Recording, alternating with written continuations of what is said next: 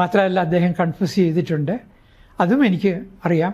Family മെമ്പറിൽ ഒരാളിനോട്, അത് ഞാൻ പേരിപ്പോൾ പറയാൻ ബുദ്ധിമുട്ടുണ്ട്, അമ്മാവൻ എന്താ കല്യാണം കഴിക്കാത്തത് എന്ന് ഒരു ഫാമിലി മെമ്പർ ചോദിച്ചു. ഒരു കോൺക്യുബൈൻ ഉണ്ടായി.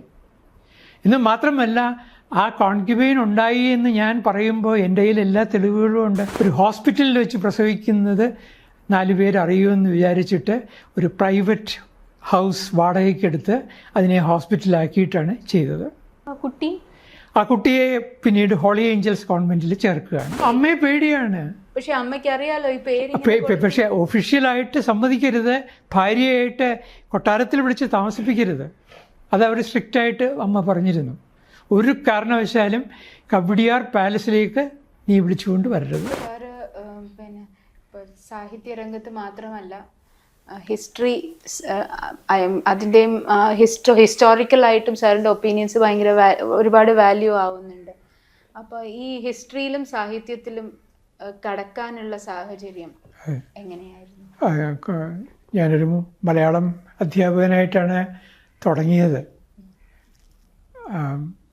അല്ല, ഒന്നുകൂടി പറയാം, ആദ്യം തൊട്ട് പറയാം. സോറി. സാഹിത്യവും ചരിത്രവും പരസ്പരം ബന്ധമുള്ള കാര്യങ്ങളാണ്. കോളേജിൽ ഞാൻ അധ്യാപകനായിരുന്നു, മലയാളം ഡിപ്പാർട്ട്മെൻറ്റിലായിരുന്നു. എന്നാൽ അതിനു മുമ്പ് ജോലി ആരംഭിക്കുന്നത് ഒരു ജേർണലിസ്റ്റായിട്ടാണ്. അവിടെ എനിക്ക് എല്ലാ വിഷയങ്ങളും കൈകാര്യം ചെയ്യണമല്ലോ. അത് കഴിഞ്ഞിട്ട് ഞാൻ ഡെപ്യൂട്ടേഷനായിട്ട് പലയിടത്ത് ജോലി ചെയ്തിട്ടുണ്ട്. അവിടെയും നമുക്ക് ലോകകാര്യങ്ങളും എല്ലാം ശ്രദ്ധിക്കണമല്ലോ. അപ്പം എല്ലാത്തിനോടും താല്പര്യമുണ്ട്. സാഹിത്യത്തിനോട് താല്പര്യമുള്ളതുപോലെ തന്നെ ചരിത്രത്തിനോടും താല്പര്യമുണ്ട്.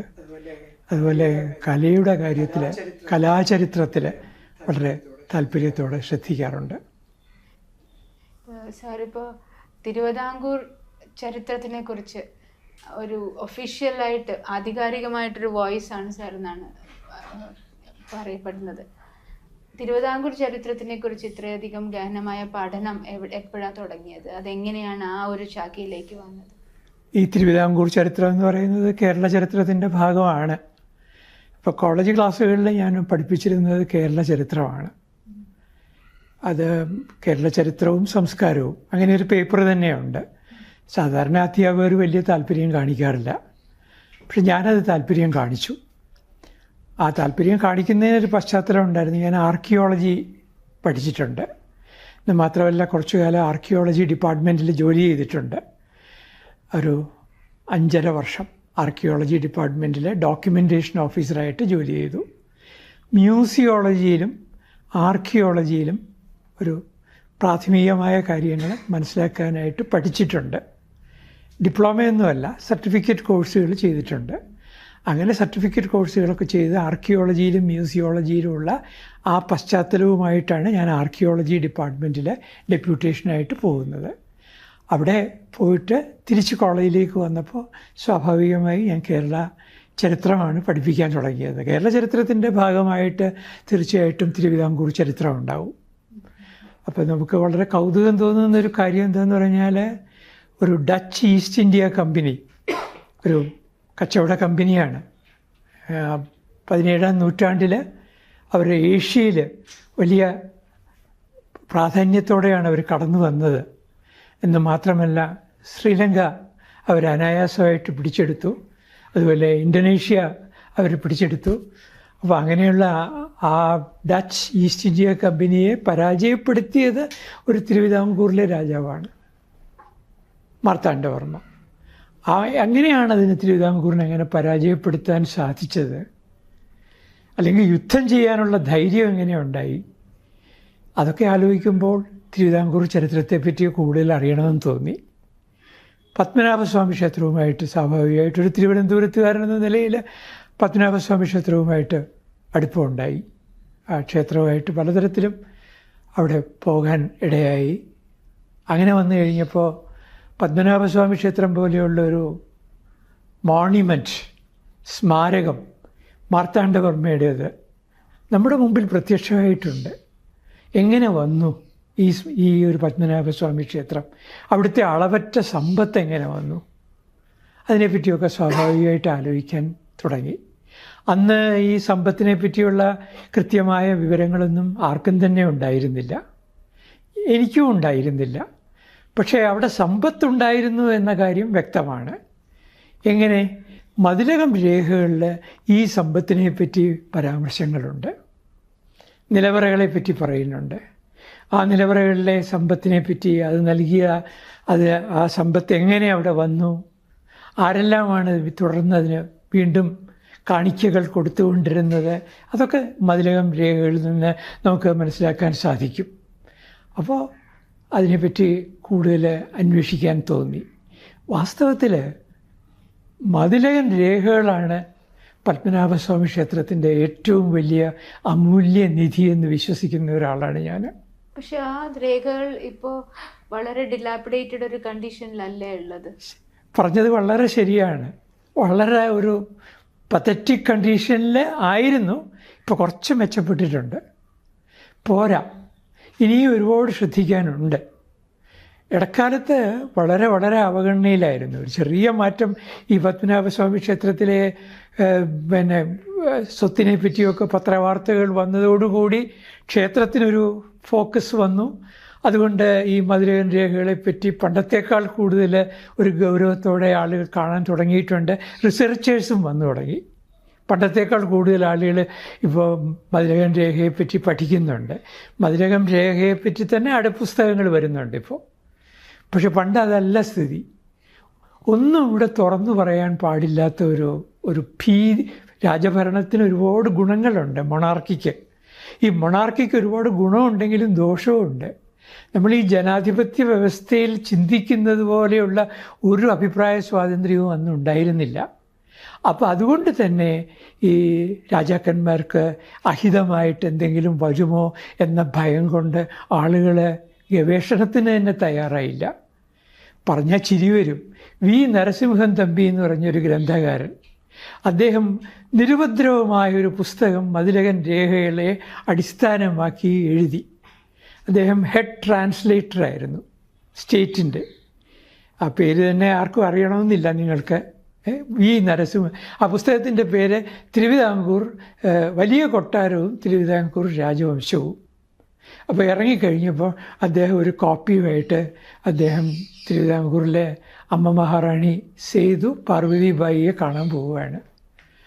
അപ്പോൾ പാർവതിബായി ചോദിച്ചു, തമ്പി ഇപ്പോൾ ഈ പുസ്തകം എഴുതി, സന്തോഷം, ആദ്യം വായിച്ചു നോക്കട്ടെ എന്ന് പറഞ്ഞു. വായിച്ചു നോക്കിയിട്ട് വരാൻ പറഞ്ഞു. അപ്പോൾ ഇദ്ദേഹം ചെന്ന് കഴിഞ്ഞുകൊണ്ടേ പറഞ്ഞു, പുസ്തകമൊക്കെ നന്നായിട്ടുണ്ട്, പക്ഷേ ഇത് പ്രസിദ്ധീകരിക്കേണ്ട. നരസിംഹൻ തമ്പി വളരെ സങ്കടത്തിലായി. ഇത് അദ്ദേഹം നേരിട്ട് പറഞ്ഞ കാര്യമാണ്, ഞാൻ വേറെ ആരും പറഞ്ഞ കാര്യമല്ല. എൻ്റെ അച്ഛനോട് നരസിംഹൻ തമ്പി പറഞ്ഞ കാര്യം ഞാനിപ്പോൾ റിപ്പീറ്റ് ചെയ്യുകയാണ്. ആ പുസ്തകം എന്ത് ചെയ്തു എന്ന് പറഞ്ഞാൽ മുഴുവൻ പർച്ചേസ് ചെയ്തു. ട്രാവൻകൂർ പാലസ് മുഴുവൻ പർച്ചേസ് ചെയ്തിട്ട് അത് സർക്കുലേറ്റ് ചെയ്തില്ല. എന്തായിരുന്നു കാരണം? ഒന്നുമില്ല. അതിനകത്ത് രാജാവിനോ രാജകുടുംബത്തിനോ എതിരായിട്ടൊന്നും പറഞ്ഞിട്ടില്ല. ആകെ പറഞ്ഞ ഒരു അപരാധം എന്താന്ന് പറഞ്ഞാൽ, ഈ ഒരു ട്രഡീഷണൽ ഹിസ്റ്ററി ഉണ്ട്. സൂര്യവംശം, ചന്ദ്രവംശം, സൂര്യവംശത്തിൽ പിറന്ന രാജകുടുംബം, അതിനകത്തെ യയാതിയുടെ ഇത്രാമത്തെ പരമ്പര, പരീക്ഷത്ത് തമ്പുരാൻ, ഇങ്ങനെ കുറേ ലെജൻസ് ഉണ്ട്. ആ ലെജൻസ് അല്ല ഇദ്ദേഹം പറഞ്ഞത്. വേറെ ഒരു തെറ്റും അദ്ദേഹം ചെയ്തില്ല. ഇദ്ദേഹം പറഞ്ഞത് എന്താന്ന് പറഞ്ഞാൽ, ഒരു പണ്ടത്തെ കാലത്ത് ഒരു വീരകേരളൻ ഉണ്ടായിരുന്നു, ആ വീരകേരളൻ്റെ പരമ്പരയായിട്ട് വന്നു എന്നല്ലാതെ ഇദ്ദേഹം ഒരു വലിയ തികഞ്ഞ രാജഭക്തനാണ് ഈ നരസിംഹൻ തമ്പി. പക്ഷേ താങ്ങാൻ പറ്റുകയില്ല. അവസാനം എന്ത് ചെയ്തു എന്ന് പറഞ്ഞാൽ, ഈ പുസ്തകം അമ്മ മഹാറാണിയുടെ കാലശേഷം, ചിത്തിര തിരുനാൾ കുറച്ചുകൂടി ഒരു ഉദാഹരണമാണ്. അദ്ദേഹം പറഞ്ഞു, ഇത് വിറ്റോളാൻ പറഞ്ഞു. അങ്ങനെ ഞാനൊരു കോപ്പി വാങ്ങിക്കണമെന്നുണ്ടെങ്കിൽ അവിടെ ആ പത്മനാഭസ്വാമി ക്ഷേത്രത്തിൻ്റെ വലിയ കൊട്ടാരത്തിൻ്റെ ഓഫീസുണ്ട്, മേത്തമ്മണിയുടെ അവിടെ. ആ ഓഫീസിൽ പോയിട്ട് ഒരു കോപ്പി വാങ്ങിക്കണം. അച്ഛൻ്റെ കയ്യിലൊരു കോപ്പി ഉണ്ടായിരുന്നു, അത് കൂടാതെ ഞാനൊരു കോപ്പി വാങ്ങിച്ചു. അപ്പോൾ അങ്ങനെ അവസാനം അദ്ദേഹം മരിക്കുന്നതിന് മുമ്പ് അദ്ദേഹത്തിൻ്റെ പുസ്തകം പുറത്തിറങ്ങി. പുസ്തകം ഇപ്പം ലൈബ്രറികളിലൊക്കെ ഉണ്ട്. ഒരു രാജകുടുംബത്തിനെതിരായിട്ട് പറഞ്ഞിട്ടില്ല. പക്ഷേ ട്രഡീഷണൽ ഹിസ്റ്ററിയിൽ നിന്ന് വ്യത്യസ്തമായിട്ട് ഒരു ചരിത്രം പറയാൻ തുടങ്ങി. അദ്ദേഹം പറഞ്ഞ ചരിത്രമാണോ ശരിക്കും അദ്ദേഹം വാസ്തവത്തിൽ ചരിത്രമല്ല അധികവും പറഞ്ഞത്. താങ്കളുടെ ഒപ്പീനിയനിൽ എങ്ങനെയാണ്? അദ്ദേഹത്തിൻ്റെ നിരുപദ്രവമായ ചരിത്രം എന്ന് ഞാൻ പറയും. അദ്ദേഹം അധികവും പറഞ്ഞത് വലിയ കൊട്ടാരത്തെ പറ്റിയാണ്. വലിയ കൊട്ടാരം എന്ന് പറഞ്ഞാൽ നമ്മുടെ പത്മനാഭസ്വാമി ക്ഷേത്രത്തിൽ നിന്ന് ഇറങ്ങി വരുമ്പോൾ വലത്തുവശത്ത് കാണുന്ന ഒരു കൊട്ടാര സമുച്ചയമുണ്ട്. ആ കൊട്ടാര സമുച്ചയത്തിലെ മുറികളെപ്പറ്റി, അതിൽ പിന്നെ മാർത്താണ്ഡവർമ്മയെ പറ്റി, അവിടെ ധർമ്മരാജാവിനെ പറ്റി, അവിടെ സ്വാതി തിരുനാളിനെ പറ്റി. ഇദ്ദേഹത്തിൻ്റെ വളർത്തുമകളാണ് ഇന്ദിരാബായി തങ്കച്ചി. കേട്ടിട്ടുണ്ടോ? വലിയ നർത്തകിയായിരുന്നു, പാലസ് ഡാൻസറായിരുന്നു. അപ്പോൾ ഇന്ദിരാബായി തങ്കച്ചി അവിടെ പെർഫോം ചെയ്യുന്നതിനെ പറ്റി, ഇന്ദിരാബായി തങ്കച്ചിക്ക് കൊടുക്കുന്ന സമ്മാനത്തെപ്പറ്റി ഇതൊക്കെയാണ് പറഞ്ഞിരിക്കുന്നത്. അദ്ദേഹത്തിൻ്റെ ഫാമിലി എന്ന് പറഞ്ഞാൽ ഈ നരസിംഹൻ തമ്പിയുടെ കുടുംബം ഇവിടുത്തെ തിരുവനന്തപുരത്ത് കോട്ടയ്ക്കകത്തുള്ള ഒരു പഴയ കുടുംബമാണ്. അവിടെ ആ കിഴക്കേമഠ പത്മനാഭൻ തമ്പി എന്ന് പറഞ്ഞൊരു ചിത്രകാരനുണ്ടായിരുന്നു, അതും ഇദ്ദേഹത്തിൻ്റെ ബന്ധുവാണ്. അപ്പോൾ അവരൊക്കെ പിന്നെ എന്താണ് പാരമ്പര്യമായി രാജഭക്തന്മാരാണ്. പക്ഷേ പതിവ് വിട്ടൊരു ചരിത്രം എഴുതാൻ പുറപ്പെട്ടു. ഇത്രയാണ് ചെയ്തത്.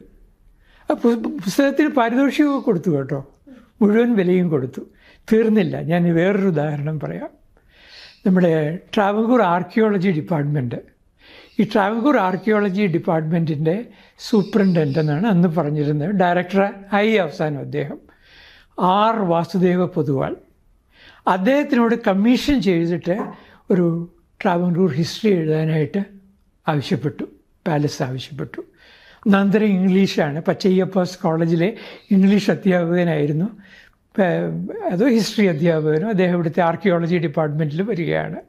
അദ്ദേഹത്തിൻ്റെ പുസ്തകം അദ്ദേഹത്തിനോട് എഴുതാൻ പറഞ്ഞു. എഴുതി പുസ്തകം അദ്ദേഹം കൊടുത്തു. അങ്ങേയറ്റം രാജാവിനെ പിന്നെ പ്രശംസിച്ചിട്ടല്ലാതെ രാജകുടുംബത്തെ പറ്റി ഒരു ദോഷവും പറഞ്ഞിട്ടില്ല. ഈ പറഞ്ഞ പോലെ ഏയാദിയും പരീക്ഷത്ത് തമ്പുരാനും എല്ലാം എഴുതിയിട്ടുമുണ്ട്. പക്ഷേ പുസ്തകം വായിച്ചു കഴിഞ്ഞപ്പോഴത്തേക്കും സേതു പാർവതിബായിക്ക് തമ്പുരാട്ടിക്ക് ഇഷ്ടപ്പെട്ടില്ല. ഇന്നും വെളിച്ചം കണ്ടിട്ടില്ല. പുസ്തകത്തിൻ്റെ ഒരു കോപ്പി എൻ്റെ കയ്യിലുണ്ട് കേട്ടോ. ഞാനത് അവരുടെ അദ്ദേഹത്തിൻ്റെ മകളാണ് Shantha P Nair, playback singer. അദ്ദേഹത്തിൻ്റെ മറ്റൊരു മകളാണ് ഇന്ദിര വെണ്ണിയൂർ. അപ്പോൾ ഇന്ദിര വെണ്ണിയൂർ മരിക്കുന്നത് 90 വയസ്സിലാണ്.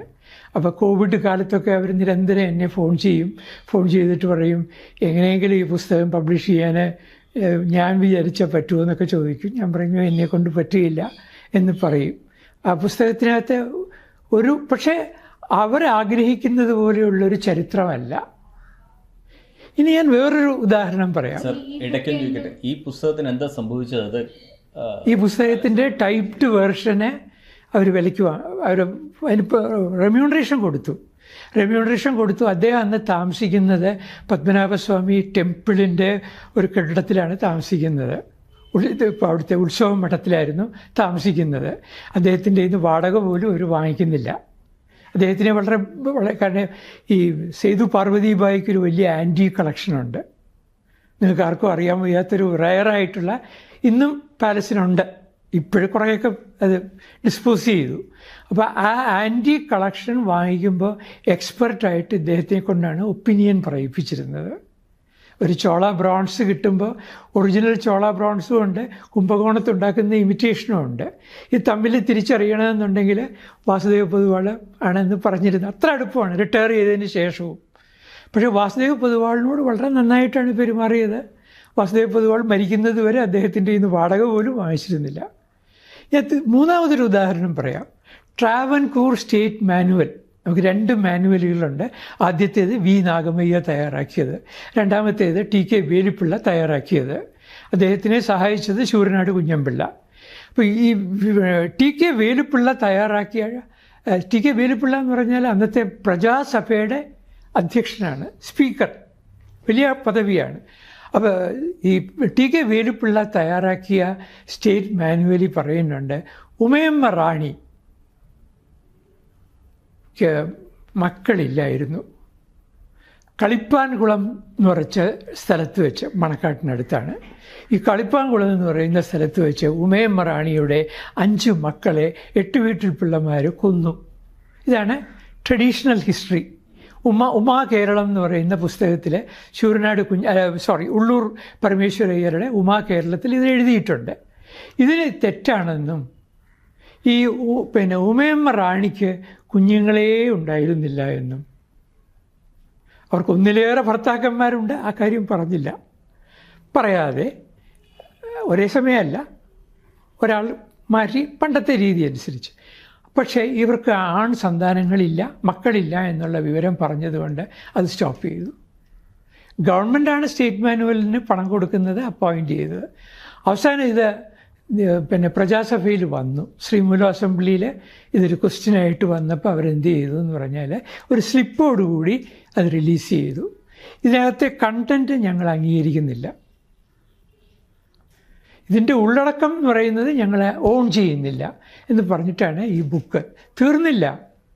TK വേലുപ്പിള്ള വാങ്ങിച്ച ട്രാവലിംഗ് അലവൻസസ് എക്സസ് ആയിപ്പോയി, തിരിച്ചടയ്ക്കാൻ പറഞ്ഞു. അദ്ദേഹത്തിന് ഇന്ന് R. രാമേന്ദ്രൻ നായർ, പഴയ ചീഫ് സെക്രട്ടറി താമസിക്കുന്ന മൈതാൻ വില്ല വീടിൻ്റെ മുമ്പിലുള്ള പ്രോപ്പർട്ടീസ് ഒരുപാടുണ്ടായിരുന്നു. അദ്ദേഹം അഭിമാനിയായതുകൊണ്ട് അത് മുഴുവൻ വിറ്റിട്ട് ട്രഷറിയിലേക്ക് തിരിച്ചടച്ചു. അതോടുകൂടി ശൂരനാട് കുഞ്ഞൻപിള്ള, വളരെ ഇൻട്രസ്റ്റിംഗ് ആയിട്ടൊരു കാര്യം ഞാൻ പറയാം, ശൂരനാട് കുഞ്ഞൻപിള്ള ട്രാവൻകൂർ ഹിസ്റ്ററി എഴുതുന്നത് നിർത്തി. നിരുപദ്രവമായ ഭാഷാ ലെക്സിക്കോഗ്രാഫിയിലേക്കും ഭാഷാശാസ്ത്രത്തിലേക്കും ഭാഷാ ചരിത്രത്തിലേക്കും തിരിഞ്ഞു. അപ്പോൾ സാറ് പറഞ്ഞു വരുന്നത് തിരുവിതാംകൂർ രാജവംശം പൊതുവെ വളരെ പ്രോഗ്രസീവ് ആണെന്ന് ധരിക്കപ്പെടുന്ന ഒരു രാജകുടുംബം, വളരെ ഓട്ടോക്രാറ്റിക് ആൻഡ് ഞാൻ അങ്ങനെ പറയുന്നത് ബ്ലാക്ക് ആൻഡ് വൈറ്റ്. അവർ തിരുവിതാംകൂർ രാജവംശം പല കാര്യങ്ങളിലും പ്രോഗ്രസീവ് ആയിരുന്നു. ഇന്നും മറ്റ് നാട്ടുരാജ്യങ്ങളുമായി താരതമ്യപ്പെടുത്തുമ്പോൾ വളരെ വളരെ പ്രോഗ്രസീവാണ്. പക്ഷേ ചരിത്രത്തെ അവർ ഭയപ്പെട്ടിരുന്നു. അതിന് കാരണം പറഞ്ഞാൽ ഇവർ ദത്ത് വഴി വന്നവരാണ്. അമ്മ മഹാറാണി തൊട്ടല്ലേ? അമ്മ മഹാറാണി അല്ല, മാർത്താണ്ഡവർമ്മ ദത്ത് വഴി വന്നയാളാണ്. മാർത്താണ്ഡവർമ്മ ദത്ത് വഴി വന്നതാണെന്ന് മാത്രമല്ല, തിരുവിതാംകൂറിൻ്റെ ഈ യഥാർത്ഥ തിരുവിതാംകൂർ രാജവംശം എന്ന് പറയുന്ന ഒരു രാജവംശമുണ്ട്. ആ രാജവംശത്തിലെ അതിൻ്റെ പഴയ നിയമം അനുസരിച്ച് അതിൽ നിന്ന് പോയ താവഴികളിൽ നിന്ന് മാത്രമേ ദത്തെടുക്കാവൂ.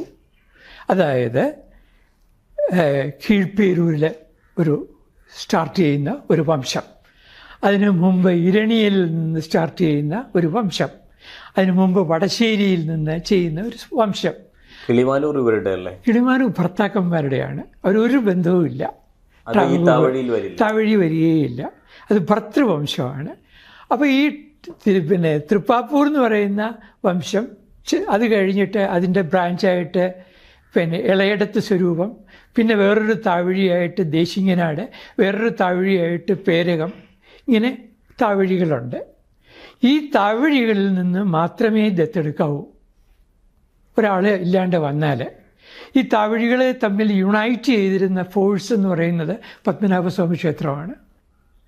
അപ്പോൾ പത്മനാഭസ്വാമി ക്ഷേത്രത്തിലെ ചിറവ മൂത്തവർ എന്ന് പറയുന്ന ആൾ, പ്രായത്തിൽ മുതിർന്നയാൾ, ചിലപ്പോൾ നെടുമങ്ങാടിലെ രാജാവായിരിക്കും, ചില ലെസ് പവർഫുള്ളാണ് അയാൾ. പക്ഷേ അയാൾ ചിറവ മൂത്തവരായിട്ട് വരുമ്പോൾ മോർ പവർഫുള്ളായിട്ടുള്ള തൃപ്പാപ്പൂർ രാജാവ് തൊഴുതു നിൽക്കും. അപ്പോൾ വലിയൊരു യൂണിഫൈയിങ് ഫോഴ്സായിരുന്നു പത്മനാഭസ്വാമി ക്ഷേത്രം.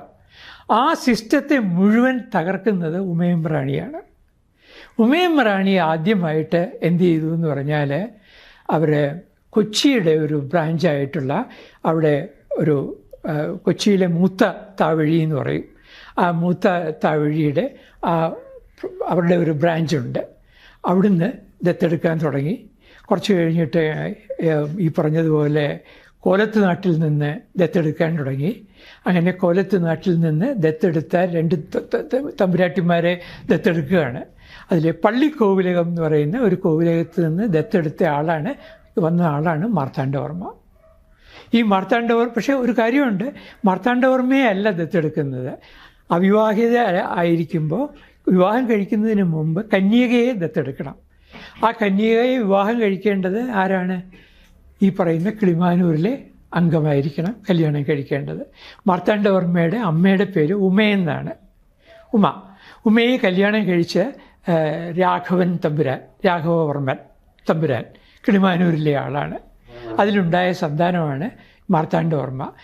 ഒരു സംശയം ചോദിച്ചോട്ടെ സാർ, ഈ മാർത്താണ്ഡവർമ്മയുടെ അമ്മ എന്ന് പറയുന്ന ഇപ്പൊ ഉമ്മ എന്ന് പറഞ്ഞ അവര് കണ്ണൂരിൽ നിന്നുള്ള ആണ്. അപ്പൊ ഇത് ഒരു തിയറി കേട്ടത്, ഈ മാർത്താണ്ഡവർമ്മയെ എട്ടുവീട്ടിൽ പിള്ളമാർ ഒരുപാട് ഭയങ്കരമായ ശത്രുത ഉണ്ടായിരുന്നു. അതിന്റെ ഒരു റീസൺ ഈ മാർത്താണ്ഡവർമ്മ കണ്ണൂരുകാരനാണെന്നുള്ളത് കൊണ്ടും ഇവിടെ അംഗീകരിക്കപ്പെട്ടിരുന്നില്ല എന്നുള്ളത് കൊണ്ടും. അതുകൊണ്ട് തന്നെയാണ്, കണ്ണൂരുകാരനായിരുന്നത് കൊണ്ട് തന്നെ ഇവിടെയുള്ള എട്ടുവീട്ടിൽ പിള്ളമാർ. രണ്ട് കാരണങ്ങളുണ്ട്. അതിൽ ഈ പറഞ്ഞത് പൂർണ്ണമായിട്ട് ശരിയാണ്. പിന്നെ പറയാത്തൊരു കാര്യമുണ്ട്. ഈ പിള്ളമാർക്ക് എപ്പോഴും ദുർബലനായ രാജാവിനെയാണ് ഇഷ്ടം. എന്നാൽ ഇവിടെ വാസ്തവത്തിൽ ഈ ജനാധിപത്യത്തിൻ്റെ ഒരു ക്രൂഡ് ഫോം ഉണ്ടായിരുന്നു, ഇന്ത്യയിലുണ്ടായിരുന്നു. നമുക്ക് അറിഞ്ഞുകൂടാത്ത ഒരു കാര്യം ഞാൻ ഓർമ്മിപ്പിക്കാം. നമ്മുടെ സാക്ഷാൽ ബുദ്ധനില്ലേ, ബുദ്ധൻ്റെ അച്ഛനില്ലേ, ബുദ്ധൻ്റെ അച്ഛൻ ഡെമോക്രാറ്റിക്കലി എലക്റ്റഡ് കിങ് ആണ്, അല്ലാണ്ട് പാരമ്പര്യമായിട്ട് രാജാവായതല്ല. പല ബുദ്ധൻ്റെ ചരിത്രങ്ങളിൽ നിന്ന് മനസ്സിലാക്കാൻ പറ്റാത്തൊരു കാര്യം, ബുദ്ധൻ രാജാവാകണമെന്നില്ല. ബുദ്ധൻ തിരഞ്ഞെടുക്കപ്പെട്ടാൽ മാത്രമേ ബുദ്ധൻ രാജാവാവുകയുള്ളൂ. അല്ലാതെ ഈ പറയുന്നത് പോലെ ബുദ്ധൻ സന്യാസം സ്വീകരിച്ചില്ലെങ്കിൽ അല്ലെങ്കിൽ അസറ്റിക്കായിട്ട് പോയില്ലായിരുന്നുവെങ്കിൽ രാജാവായി കൊള്ളണമെന്നൊരു നിയമവുമില്ല. അപ്പോൾ അങ്ങനെ ഒരു വികേന്ദ്രീകൃത ഭരണം ഉണ്ടായിരുന്നു, ഡീസെൻട്രലൈസ്ഡ്. അതായത് നാടുകൾ തോറും ചെറിയ ചെറിയ നാടുകൾ, ആ നാടുകളിൽ തന്നെ കരകൾ, ആ കരകളിലെ കരപ്രമാണിമാർ. ഇന്ന് പഞ്ചായത്ത് എന്ന് പറയുന്നതിന് പകരമായിട്ട് 4 പേര് അല്ലെങ്കിൽ 5 പേര്, ഈ 5 പേര് ചേർന്നിട്ട് തീരുമാനിക്കുകയാണ് ചെയ്യുന്നത്.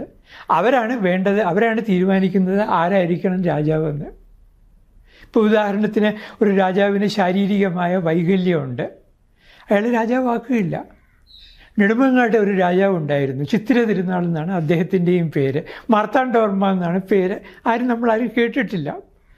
ഈ ചിത്തിര തിരുനാൾ മാർത്താണ്ഡവർമ്മയ്ക്ക് ലൂക്കോഡെർമ ഉണ്ടായിരുന്നു, വെള്ളപ്പാണ്ട്. അപ്പോൾ അദ്ദേഹത്തെ രാജാവാക്കണോ വേണ്ടയോ എന്ന് ഈ കരപ്രമാണിമാർ ആലോചിക്കുകയാണ്. വാസ്തവത്തിൽ അദ്ദേഹം വെള്ളാരപ്പള്ളി എന്ന് പറയുന്ന കോവിലകത്ത് നിന്ന് വന്ന, ഈ കൊച്ചിയിലെ വെള്ളാരപ്പള്ളി കോവിലകത്ത് നിന്ന് വന്ന ആളിനെ അവിടുന്ന് പ്രലോഭിപ്പിച്ച് കൊണ്ടുവന്നു. നെടുമങ്ങാട്ട് വന്നതിന് ശേഷമാണ് ഈ ലൂക്കോഡെർമ വരുന്നത്. നേരത്തെ ലൂക്കോഡെർമ ഇല്ല, വെള്ളപ്പാണ്ടെന്നാണ് രേഖയിൽ പറഞ്ഞിരിക്കുന്നത്. ഈ വെള്ളപ്പാണ്ട് വന്ന ആളിനെ പാവത്തിനെ പിടിച്ച് രാജാവാക്കണം, ഇനി നിങ്ങൾ ആവണ്ടെന്ന് പറയുക. അയാൾ ആകപ്പാട് സങ്കടത്തിലായി. അയാൾ തിരിച്ച് വെള്ളാരപ്പള്ളി പോയാൽ അയാളെ ആരും വകവയ്ക്കുകയില്ല. അപ്പോൾ അയാൾ എന്ത് ചെയ്തു? അയാൾ അവരോട് അപേക്ഷിക്കുകയാണ് എന്നെ പറഞ്ഞു വിടരുതെന്ന്. അപ്പോൾ രാജാവിൻ്റെ ഒരു സ്ഥിതി ആലോചിച്ച് നോക്കൂ. എന്ത് സംഭവിച്ചു അയാൾക്ക്? പിന്നെ അയാളെ പിടിച്ച് മാർത്താണ്ഡവർമ്മ അയാളെയാണോ അയാളുടെ പിൻഗാമിയാണോ എന്ന് എനിക്ക് വ്യക്തമായിട്ട് അറിയില്ല. 1734 അയാൾ തടവുകാരനായിട്ട് പത്മനാഭപുരത്ത് ജയിലിൽ കിടന്ന് മരിച്ചു. അത് നെടുമങ്ങാട് പിടിച്ചെടുത്തു. അതിന് ഈ പറഞ്ഞ വാസുദേവ പൊതുവാളിനോട് പറഞ്ഞു, ഈ പായസം കഴിക്കുമ്പോൾ ഈ നെല്ല് തൊണ്ടയിൽ കുരുങ്ങി മരിച്ചു എന്ന് എഴുതി വയ്ക്കാനും പറഞ്ഞു. പക്ഷെ വാസുദേവ പൊതുവാൾ അത് എഴുതിയില്ല കേട്ടോ.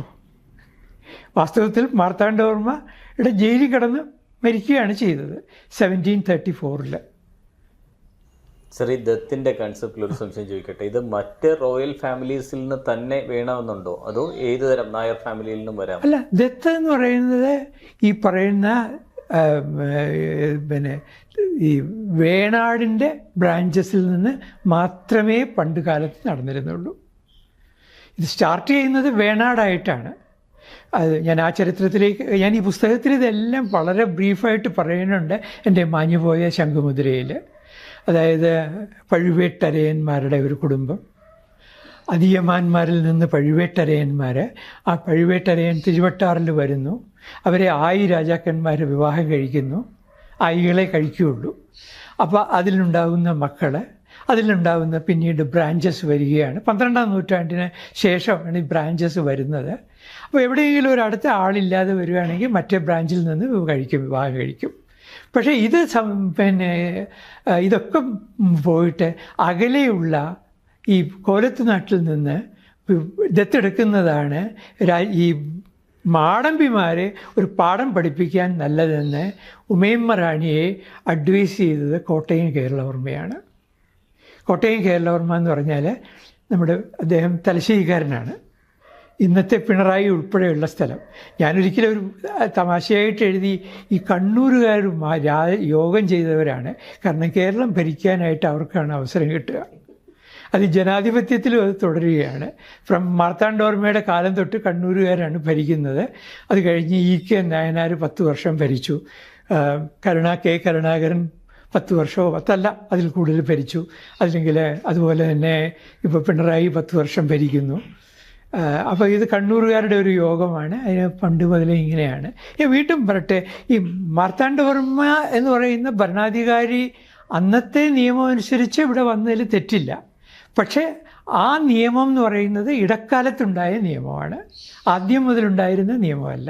ഈ കോലത്തിരി എടുക്കുന്നതിനുള്ള അഡ്വാൻറ്റേജ് എന്തായിരുന്നു? 2-3 കാരണങ്ങൾ ഉണ്ടാവണം. കാരണം എവിടെയും പറയുന്നില്ല. ഒന്ന്, ജാതിയിലെ തുല്യത.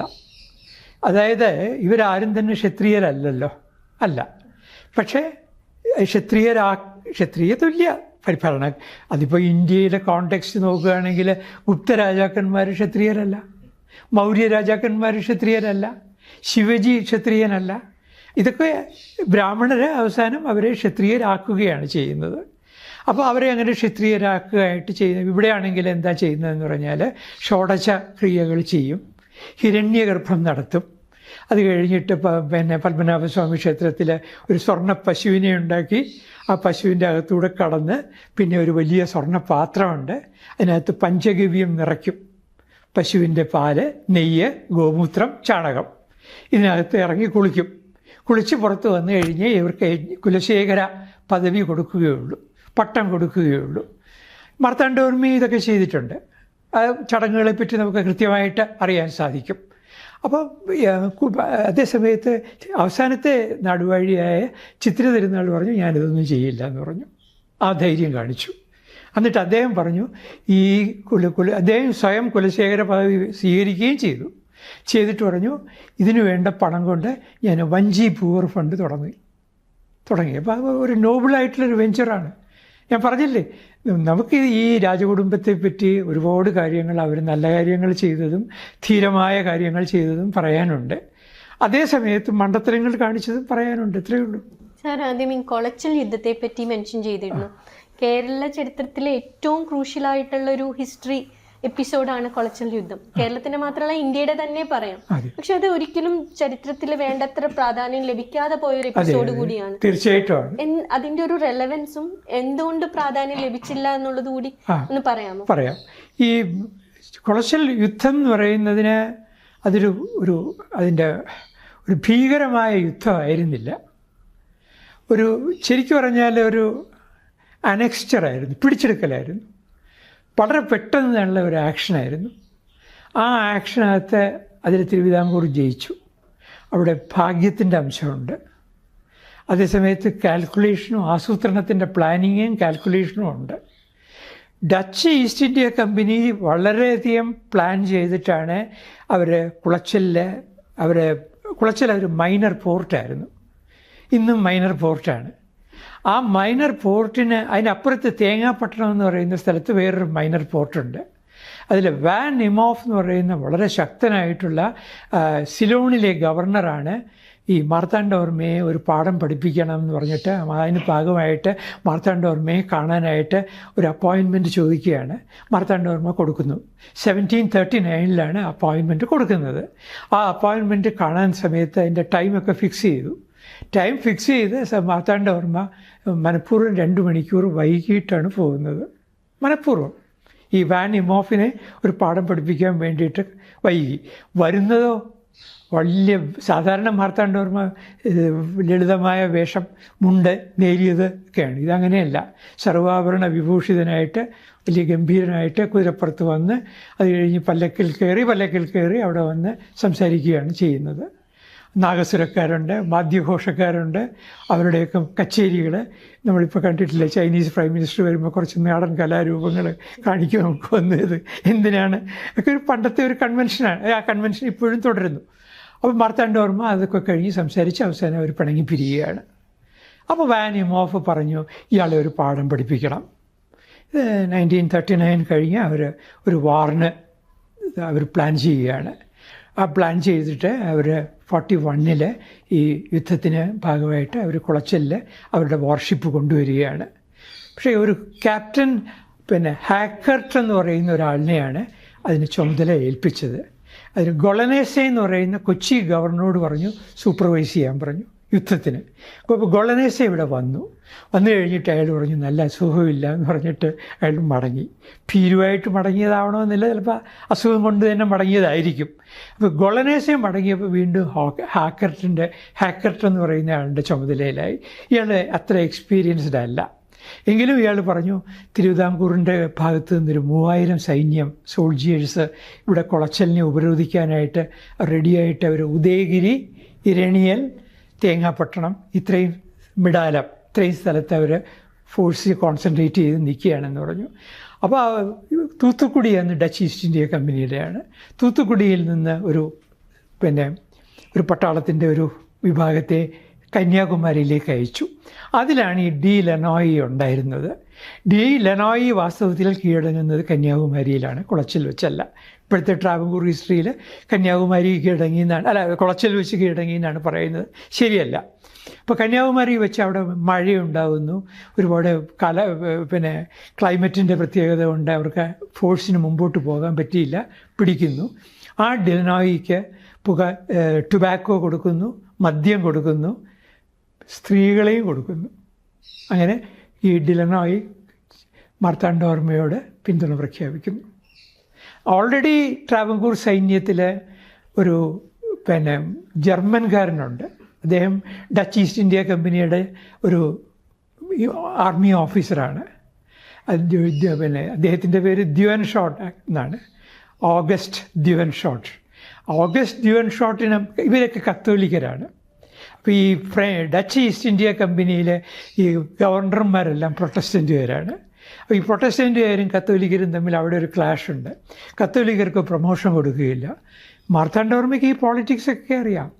മാർത്താണ്ഡവർമ്മ കത്തോലിക്കരെ മാത്രമേ അക്സെപ്റ്റ് ചെയ്യുള്ളൂ, പ്രൊട്ടസ്റ്റൻറ്റുകാരെ അക്സെപ്റ്റ് ചെയ്യില്ല. മാർത്താണ്ഡവർമ്മയെ അതിന് സഹായിക്കാനായിട്ട് ഇവിടെ ജെസ്യൂട്ട്സ് ഉണ്ട്. ജെസ്യൂട്ട്സ് പ്രീസ്റ്റുകളെ മാർത്താണ്ഡവർമ്മ അതിന് നിർത്തിയിട്ടുണ്ട്. അവരുടെ സഹായത്തോടു കൂടി ഈ അഗസ്റ്റ ദ്യുവൻഷോട്ടിനെയും ഈ ഡിലനോയെയും പിടിച്ചിട്ട് ഇവരോട് സറണ്ടർ ചെയ്യാനായിട്ട് ആവശ്യപ്പെട്ടു. ആരോട്? കുളച്ചലിലെ സോൾജിയേഴ്സിനോട്. നിങ്ങൾ സറണ്ടർ ചെയ്താൽ ഞാൻ ഉറപ്പ് തരുന്നു നിങ്ങളെ കൊല്ലുകയില്ല, ഞങ്ങൾക്ക് ഇതാ ഇവിടെ സർവ്വസ്വാതന്ത്ര്യവും തന്നിട്ടുണ്ട്. അവർ സറണ്ടർ ചെയ്തു. ഇത് എന്തുകൊണ്ടായിരിക്കും ഇന്ത്യയുടെ ചരിത്രത്തിൽ ഈ കുളച്ചൽ യുദ്ധം വളരെ കുറച്ച് മാത്രം പരാമർശിക്കപ്പെട്ടു പോയത്? കുറച്ച് മാത്രം പരാമർശിക്കപ്പെട്ടു പോകാൻ കാരണം നമ്മൾ തന്നെയാണ്. നമ്മുടെ ഹിസ്റ്റോറിയൻസ് തന്നെ അത് വേണ്ടതുപോലെ എഴുതിയില്ല. ഈ പറയുന്ന ട്രാവൻകൂർ ഹിസ്റ്ററിയിൽ തന്നെ കുളച്ചൽ യുദ്ധത്തെ പറ്റി എത്രയോ കുറച്ചാണ് പരാമർശിച്ചിരിക്കുന്നത്. അതിൻ്റെ മൈന്യൂട്ട് ഡീറ്റെയിൽസ് കഥകളുണ്ടായിട്ടുണ്ട്. NP ചെല്ലപ്പൻ നായരുടെ കഥയുണ്ട് കുളച്ചൽ യുദ്ധം എന്ന് പറഞ്ഞിട്ട്, അല്ലെങ്കിൽ പല ലേഖനങ്ങളും വന്നിരിക്കും, എല്ലാം മലയാളത്തിലൊക്കെയാണ്. അന്ന് പക്ഷേ ഒരു കാര്യമുണ്ട്, ഇംഗ്ലീഷുകാർ ഇതിന് വലിയ പ്രാധാന്യം കൊടുത്തിരുന്നു. കാരണം ഇംഗ്ലീഷുകാരുടെ ശത്രുക്കളാണ് ഡച്ചുകാർ. അവരാണ് പരാജയപ്പെട്ടത്. അവർ പരാജയപ്പെട്ടത് കൊണ്ട് ഇംഗ്ലീഷുകാരും നല്ല പബ്ലിസിറ്റി കൊടുത്തു, ഫ്രഞ്ചുകാരും കൊടുത്തു. അപ്പോൾ നമുക്ക് ഫ്രഞ്ച് സോഴ്സസ് ഉണ്ട്, ഇംഗ്ലീഷ് സോഴ്സസ് ഉണ്ട്. കാര്യമായി ആരായിരുന്നു നമ്മുടെ ഈ ഹിസ്റ്റോറിയൻസിൽ എന്ന് പറഞ്ഞാൽ ഈ കേരള ചരിത്രം ആദ്യമായിട്ട് പാശ്ചാത്യ ലോകത്തെ പരിചയപ്പെടുത്തിയത് KM പണിക്കരാണ്. അതിനുവേണ്ടി KP പത്മനാഭമേനോനുണ്ട്. പക്ഷെ പത്മനാഭമേനോൻ്റെ പുസ്തകങ്ങൾ അങ്ങനെ ലോകമെമ്പാടും പ്രചരിച്ചില്ല. പക്ഷേ KM പണിക്കരുടെ പുസ്തകങ്ങൾ പ്രചരിച്ചു. അദ്ദേഹം വേണ്ടത് പ്രാധാന്യം കൊടുത്തില്ല കുളച്ചൽ വാറിനെ പറ്റി. KP പത്മനാഭമേനോനും വേണ്ടത്ര കൊടുക്കുന്നില്ല. അതുകൊണ്ടാവണം.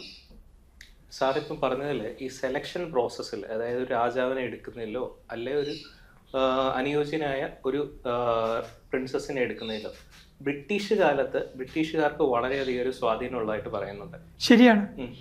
അപ്പം അത് തിരുവിതാംകൂർ അത് ശരിയാണ്. പറയും പോർട്ടുഗീസുകാരുടെ കാലത്ത് അവർക്ക് സ്വാധീനം ഉണ്ടായിരുന്നു.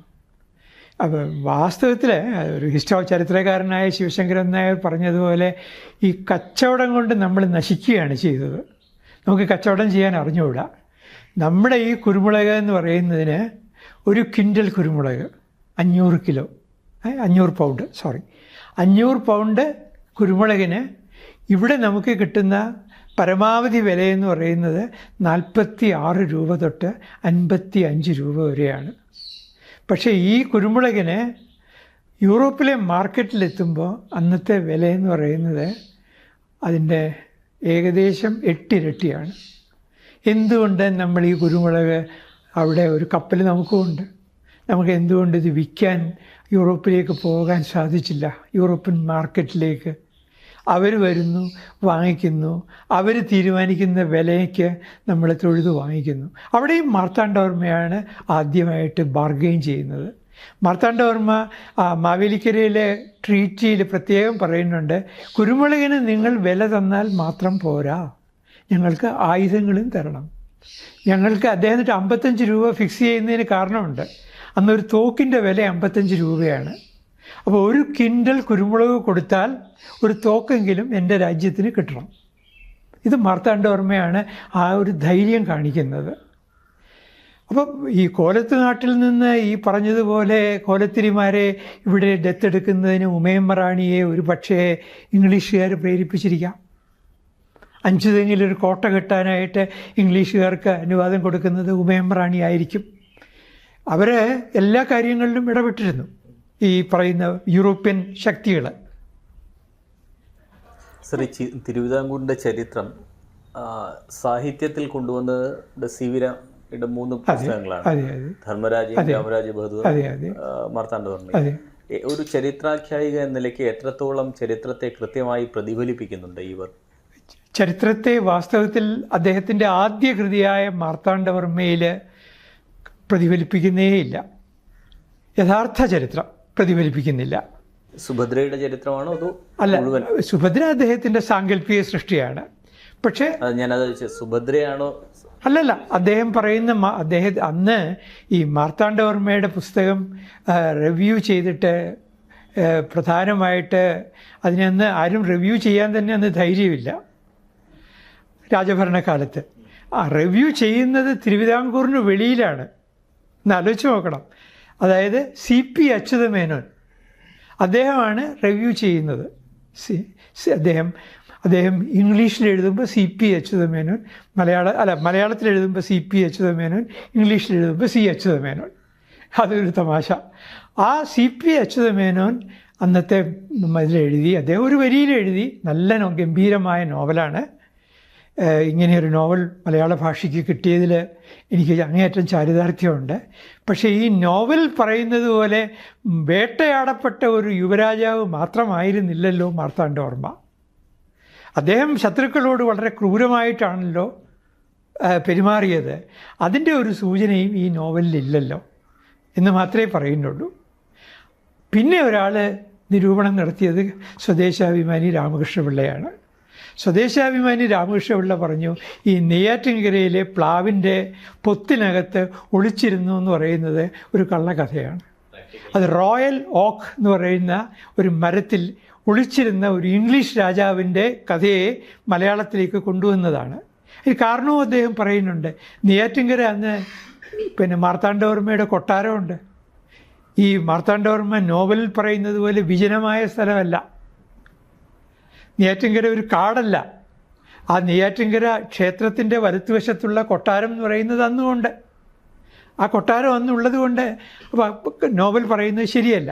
എന്നാൽ രാമരാജ ബഹദൂർ എഴുതുമ്പോഴേക്കും ധർമ്മരാജ എഴുതുമ്പോഴേക്കും C.V.ക്ക് തന്നെ ഒരു ചരിത്ര ബോധമുണ്ടായി.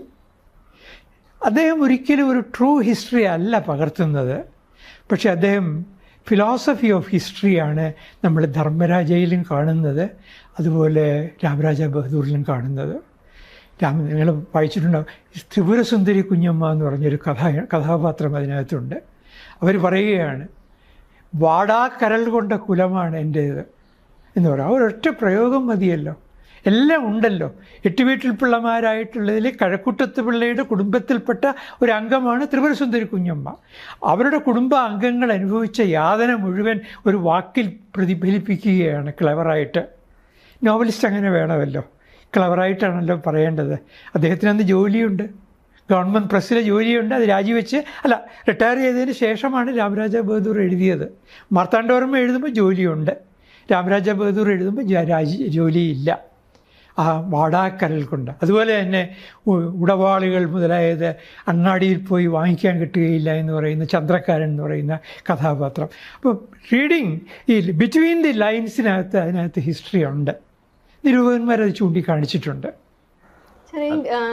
തിരുവിതാംകൂർ രാജവംശം ഒരു ബാക്കി റോയൽ ഫാമിലീസിനെ കമ്പയർ ചെയ്യുമ്പോൾ ഒരുപാട് പ്രോഗ്രസീവായിട്ടുള്ള ഒരുപാട് മെഷേഴ്സ് എടുത്തിട്ടുള്ളൊരു ഫാമിലി ആയിട്ട് നമുക്ക് തോന്നാറുണ്ട്. അതിൻ്റെ റീസൺസ് എന്തൊക്കെയാണ്? അതിൻ്റെ റീസൺസ് ഇപ്പോൾ നമ്മളിങ്ങോട്ട് വരുമ്പോൾ തന്നെ ഒരു മാർത്താണ്ഡവർമ്മ തന്നെ ഒരു വിദേശ ശക്തിയുടെ മുമ്പിൽ മുട്ടുമടക്കാത്ത ഒരു രാജാവാണ്. നമ്മൾ ആ പ്രാധാന്യം മാർത്താണ്ഡവർമ്മയ്ക്ക് കൊടുക്കണം. ഞാൻ പക്ഷേ ഒരു കാര്യം കൂടി പറയും, ഈ മാർത്താണ്ഡവർമ്മയ്ക്ക് ഒരു പ്രതിമ തിരുവനന്തപുരത്ത് എവിടെയെങ്കിലും നിങ്ങൾ കാണിച്ചു തരുമോ? അദ്ദേഹത്തെ സംസ്കരിച്ച 6 അടി മണ്ണ് ഒരു ഫ്ലാറ്റിന് വിൽക്കാൻ കൊടുത്തു. തായില്ലം എന്ന് പറയുന്ന അത് ഇവിടുന്ന് പത്മനാഭസ്വാമി ക്ഷേത്രത്തിൽ നിന്ന് പാൽക്കുളങ്ങരയിലേക്ക് പോകുന്ന വഴിയിൽ പള്ളി അടക്കമുക്ക് എന്ന് പറയുന്ന ഒരു സ്ഥലമുണ്ട്. ഇപ്പോൾ ആർക്കും അറിഞ്ഞുകൂടാ. അവിടെയാണ് അദ്ദേഹത്തെ സംസ്കരിച്ചത്. ആ സംസ്കരിച്ച സ്ഥലത്ത് അവർ രാജകുടുംബം ഞാൻ പോയി വിൽക്കരുതേ എന്ന് പറഞ്ഞ ആളാണ് ഞാൻ. വളരെ ചില tourism promotion council was willing to take the whole acquire the land. ഞാനപ്പോൾ അതിൻ്റെ ഒരു മെസ്സേജുമായിട്ട് പോയി വിൽക്കരുതെന്ന് പറഞ്ഞു. അപ്പോൾ അവർ പറഞ്ഞു, ഞങ്ങളൊരു വാക്ക് പറഞ്ഞു എന്ന് പറഞ്ഞു വിൽക്കാനായിട്ട്. ഞങ്ങളൊരു വാക്ക് കൊടുത്തു പോയി എന്ന് പറഞ്ഞു. പി മാധവൻ തമ്പിക്കാണ്. പക്ഷെ മാധവൻ തമ്പി അത് അപ്പം തന്നെ മറിച്ച് വിറ്റു. മാധവൻ തമ്പി ഇടയ്ക്ക് നിന്നയാളെന്നേ ഉള്ളൂ. അതാണ് ഈ തായില്യം ഗ്രൂപ്പുകാർ വാങ്ങിച്ചു. തീർന്നില്ല, സ്വാതി തിരുനാളിനെ സംസ്കരിച്ചത് അവിടെയാണ്, ഈ പറയുന്ന അതേ പ്ലോട്ടിൽ. സ്വാതി തിരുനാളിൻ്റെ അമ്മ റാണി ലക്ഷ്മിബായിയെ സംസ്കരിച്ചത് അതിൻ്റെ ഓപ്പോസിറ്റ് പ്ലോട്ടിലാണ്. റാണി പാർവതിബായിയെ സംസ്കരിച്ചത് അതിൻ്റെ ഓപ്പോസിറ്റ് പ്ലോട്ടിലാണ്. ഈ 2 പ്ലോട്ടും വിറ്റു. എവിടെയാണ് അവിടെ ഇപ്പം? ഇപ്പോൾ ഞാൻ കാണിച്ചു തരാം. നിങ്ങളവിടെ ഈ പറയുന്ന പത്മനാഭസ്വാമി ക്ഷേത്രത്തിൻ്റെ വടക്ക് പടിഞ്ഞാറേ മൂലയിൽ നിന്ന് സ്ട്രെയിറ്റായിട്ട് പാൽക്കുളങ്ങരയിലേക്ക് പോകുമ്പോൾ നെക്സ്റ്റ് ജംഗ്ഷൻ എല്ലാവരും പറയും പള്ളി അടക്കമുക്ക്. അവിടെ ഈ അവിടെയും ഒരു വലിയ ഫ്ലാറ്റ് കാണും, ഇവിടെയും ഒരു വലിയ വീട് കാണും. ഫ്ലാറ്റ് വന്നു കഴിഞ്ഞു. പള്ളി അടക്കം മുക്ക് എന്ന് പറഞ്ഞാൽ പള്ളി രാജാക്കന്മാരെ സംസ്കരിക്കുന്ന സ്ഥലം. മൂലം തിരുനാൾ രാമവർമ്മ ഉൾപ്പെടെയുള്ള ആളുകളെ. ആ മാർത്താണ്ഡവർമ്മയ്ക്ക് ഒരു പ്രതിമ ഇവിടെയില്ല. നേരെ മറിച്ച് ഔട്ട് ഓഫ് പ്രൊപ്പോർഷനായിട്ട് ചിത്തിര തിരുനാളിന് 8 പ്രതിമകൾ. അദ്ദേഹം വലിയ ആളാണ്, പക്ഷെ അദ്ദേഹത്തിന് 8 പ്രതിമയൊന്നും വേണ്ടായിരുന്നു. അതിന്റെ പുറകെ എപ്പോഴും ക്രിട്ടിക് ആകുന്നത് ഭയങ്കര ക്രിട്ടിക്കലായിട്ട് ഉള്ള ഒരു ക്യാരക്ടറായിട്ട് വന്നതാണ് അമ്മ മഹാറാണി. അതിന് പുറകെ അമ്മ മഹാറാണിയുടെ ഒരു കൈ ഉണ്ടെന്നാണ്. അമ്മ മഹാറാണിക്ക് മാർത്താണ്ഡവർമ്മയുടെ ഫാമിലിയെ അല്ല ഇവരും കോലത്തുനാട്ടിലെ ഒരു ബ്രാഞ്ചാണ്. മാർത്താണ്ഡവർമ്മ ഞാൻ നേരത്തെ പറഞ്ഞ പോലെ പള്ളി കോവിലകത്തെയാണ്, ഇവർ ചെങ്ങ കോവിലകത്തെയാണ്. ചെങ്ങ കോവിലകം എന്ന് വെച്ചാൽ അതിൻ്റെ പഴയ പേര് ചങ്ങല കോവിലകം. ഇവർക്ക് പോലും ഒരുപക്ഷെ അറിയില്ലായിരിക്കും. ഞാനത് ട്രേസ് ചെയ്ത് കണ്ടുപിടിച്ചു. ചങ്ങല കോവിലകം പിന്നെ ചെങ്ങ കോവിലകമായി. അതിൻ്റെ മാവേലിക്കര വന്നു. മാവേലിക്കരയിൽ നിന്നാണ് ഇവർ വരുന്നത്. ഇവർക്ക് മാർത്താണ്ഡവർമ്മയുമായിട്ട് ഒരു ഫൗണ്ടർ ഓഫ് ട്രാവൻകൂറുമായിട്ട് ഒരു ബന്ധവുമില്ല. അപ്പോൾ അതുകൊണ്ട് മാർത്താണ്ഡവർമ്മയെ അവർക്ക് വേണ്ട. മാർത്താണ്ഡവർമ്മയുടെ ഗ്ലോറിഫൈ ചെയ്യേണ്ട ആവശ്യം അവർക്കില്ല. ഞാൻ പറയുന്നത് മാർത്താണ്ഡവർമ്മ ക്രൂരനായിരുന്നു. എല്ലാ രാജാക്കന്മാരും ക്രൂരന്മാരായിരിക്കണമല്ലോ. അതെ. ആ കാലത്ത് രാജാവ് സ്വപ്നം കണ്ടുകൊണ്ട് സ്വാതിരുന്നാളിൻ്റെ കൂട്ട് കവിതയും എഴുതിക്കൊണ്ടിരിക്കാനൊക്കെ ഇല്ലല്ലോ. സ്വാതിരുന്നാൾ കവിത എഴുതാൻ കാരണം അന്ന് രാജ്യം ഭരിച്ചിരുന്നത് റെസിഡൻ്റാണ്. സ്വാതി തിരുനാളിനെ കൊണ്ട് ഒരു ഞാൻ ഇൻസിഡൻ്റലി ഞാനൊരു 6 മാസം സ്വാതി തിരുനാളിൻ്റെ കൊട്ടാരത്തിൻ്റെ ചുമതല എനിക്കുണ്ടായിരുന്നു, ഓണററി ഡയറക്ടർ എന്ന് പറഞ്ഞിട്ട്. എന്നെ അത്ഭുതപ്പെടുത്തിയ കാര്യം സ്വാതി തിരുനാൾ മരിച്ച മുറി സന്ദർശകർക്ക് തുറന്നു കൊടുത്തിട്ടില്ല. അതെന്താ? ഇപ്പം പേടി, പ്രേതം അവിടെ ഉണ്ടെന്ന് പറഞ്ഞിട്ട്. ഈ 21-ാം നൂറ്റാണ്ടിൽ ഇപ്പോഴും ഞാൻ തുറന്നു കണ്ടിട്ടുണ്ട്. സ്വാതി തിരുനാളിന്റെ മരണത്തെ പറ്റി എന്തെങ്കിലും കൺഫ്യൂഷൻസ് ഉണ്ടോ? സ്വാതി തിരുനാളിൻ്റെ മരണം അപ്പോൾ ഈ അത് തന്നെയാണ് കാരണം. അപ്പോൾ ആ മുറി തുറന്നു കൊടുക്കുകയാണെങ്കിൽ സ്വാതി തിരുനാളിൻ്റെ മരണം എങ്ങനെയാണെന്ന് എക്സ്പ്ലെയിൻ ചെയ്യേണ്ടി വരും. അത് എക്സ്പ്ലെയിൻ ചെയ്യരുത്. അതിന് പകരം ഇപ്പോൾ ആ ഗൈഡ്സിനോട് പറഞ്ഞിരിക്കുന്നത് അമ്പാരി മുഹപ്പ് പോയി കണ്ടിട്ട് സ്വാതി തിരുനാൾ ആ അമ്പാരി മുഹപ്പിലിരുന്നാണ് കവിത എഴുതിക്കൊണ്ടിരുന്നത്. ആകെ 5 മാസമാണ് അവിടെ താമസിച്ചത്. 5 മാസം. ആ 5 മാസം അതിന് പകരം ഇപ്പോൾ അവർ പറയുന്നത് എങ്ങനെയാണെന്ന് പറഞ്ഞാൽ the whole period Swathi Thirunal ഇവിടെയാണ് താമസിച്ചതെന്നാണ്. പോട്ടെ, സ്വാതി തിരുനാൾ മരിച്ചതിനെ പറ്റി 3-4 തിയറീസ് ഉണ്ട്, നിങ്ങൾക്കറിയാമല്ലോ. ഒന്ന്, മാസീവ് ഹാർട്ട് അറ്റാക്ക് വന്ന് മരിച്ചു. ഡോക്ടർ RP രാജ അങ്ങനെയാണ് പറയുന്നത്. അദ്ദേഹം സെറിബ്രൽ ഹെമറേജ് വന്ന് മരിച്ചു. അങ്ങനെയാണ് ന്യൂറോളജിസ്റ്റായിട്ടുള്ള നമ്മുടെ ഡോക്ടർ പറയുന്നത്, ശൂരനാട് കുഞ്ഞമ്പിള്ള സാറിൻ്റെ മകൻ പറയുന്നത്, രാജശേഖരൻ നായർ. അത് കഴിഞ്ഞിട്ട് ശൂരനാട് കുഞ്ഞമ്പിള്ള സാർ പറയാതെ പറയുന്നത്, അദ്ദേഹത്തിന് അന്ന് സത്യം പറയണമെന്ന് ആഗ്രഹമുണ്ട്, പക്ഷെ പറയാൻ വയ്യ, പ്രായോപവേശം ചെയ്തു എന്നുവെച്ചാൽ പട്ടിണി കിടന്ന് മരിച്ചു. ഇനിയൊരു തിയറിയുണ്ട്, വജ്രം കഴിച്ച് ആത്മഹത്യ ചെയ്തു. ഇങ്ങനെ പല തിയറീസും ഇവിടെ പ്രചരിക്കുന്നുണ്ട്. അയ്യോ, അങ്ങനെ ഒരിക്കലും ആരും പറഞ്ഞിട്ടില്ല അങ്ങനെ. കാരണം അവർ ഇല്ലില്ല, ഉത്രം തിരുനാൾ അവർ തമ്മിൽ വളരെ ഇൻറ്റിമേറ്റ് ആയിട്ടുള്ള ഒരു റിലേഷനായിരുന്നു. നമുക്ക് വളരെ വ്യക്തമായിട്ട് അറിയാം. ചേട്ടൻ്റെ മുമ്പിൽ ഒരു തരത്തിൽ വളരെ സിവിലൈസ്ഡ് ആയിട്ടുള്ള ഒരാളാണ്. അതാരെങ്കിലും വിഷ്വൽ ഇമാജിനേഷനിൽ പറയുന്നതാണ്, ഒരിക്കലും അത് പറയാൻ പാടില്ല. ഇവർ തമ്മിൽ ടോട്ടലി 360 ഡിഗ്രി ഓപ്പോസിറ്റ്, അല്ലെങ്കിൽ 180 ഡിഗ്രി എതിരായിരുന്നു. അവർ എതിരായിരുന്നു. പക്ഷേ അനിയനും ചേട്ടനും തമ്മിൽ അസാധാരണമായ ഒരു ബന്ധമുണ്ടായിരുന്നു. പക്ഷേ ഞാൻ പറഞ്ഞു വരുന്ന തിയറി എന്താണെന്ന് വെച്ചാൽ, ഈ സ്വാതി തിരുനാളിൻ്റെ മുറി എന്താണ് തുറന്ന് കാണിക്കാത്തതെന്ന് ഞാനൊരിക്കൽ ചോദിച്ചു. ഞാനപ്പോൾ അതിൻ്റെ ഓണററി ഡയറക്ടർ ആയതുകൊണ്ട് എനിക്ക് ചോദിച്ചു. അപ്പോൾ അവരൊന്നും പറഞ്ഞില്ല. എന്നോടൊരു സത്യം പറയാനുള്ള മടിയുണ്ട്, അത് പേടിയാണ്, ഭയമുണ്ടെന്നൊക്കെയാണ്. അവർക്കല്ല, ഇവിടുത്തെ ഗൈഡുകൾക്ക് ഭയമാണ്. അത് കാണേണ്ടതാണ്. വാസ്തവത്തിൽ ഒരു കവിയായ രാജാവിൻ്റെ ഒരു അവസാനത്തെ ദൃശ്യം എങ്ങനെയായിരുന്നു അദ്ദേഹം മരിച്ചത് എന്നുള്ളത് ആ കട്ടിൽ കാണുമ്പോൾ അറിയാം. ഇത്ര മനോഹരമായൊരു കട്ടിലില്ല. ആ കട്ടിൽ തന്നെ ഒന്ന് കാണേണ്ടതാണ്, സപ്രമഞ്ച കട്ടിൽ. ആ കട്ടിലിൽ കിടന്നിട്ട് മുകളിലത്തെ ആ മച്ച് സീലിങ്ങൊക്കെ കാണണം. ആ സീലിങ്ങിലാണ് കിടക്കുന്നത്. അദ്ദേഹം അവിടെ കണ്ടിട്ട് അദ്ദേഹം മരിക്കുകയാണ് ചെയ്യുന്നത്. വളരെ അറിയാമല്ലോ, പ്രായം ഇത്രയേ ഉള്ളൂ എന്നുള്ളത്.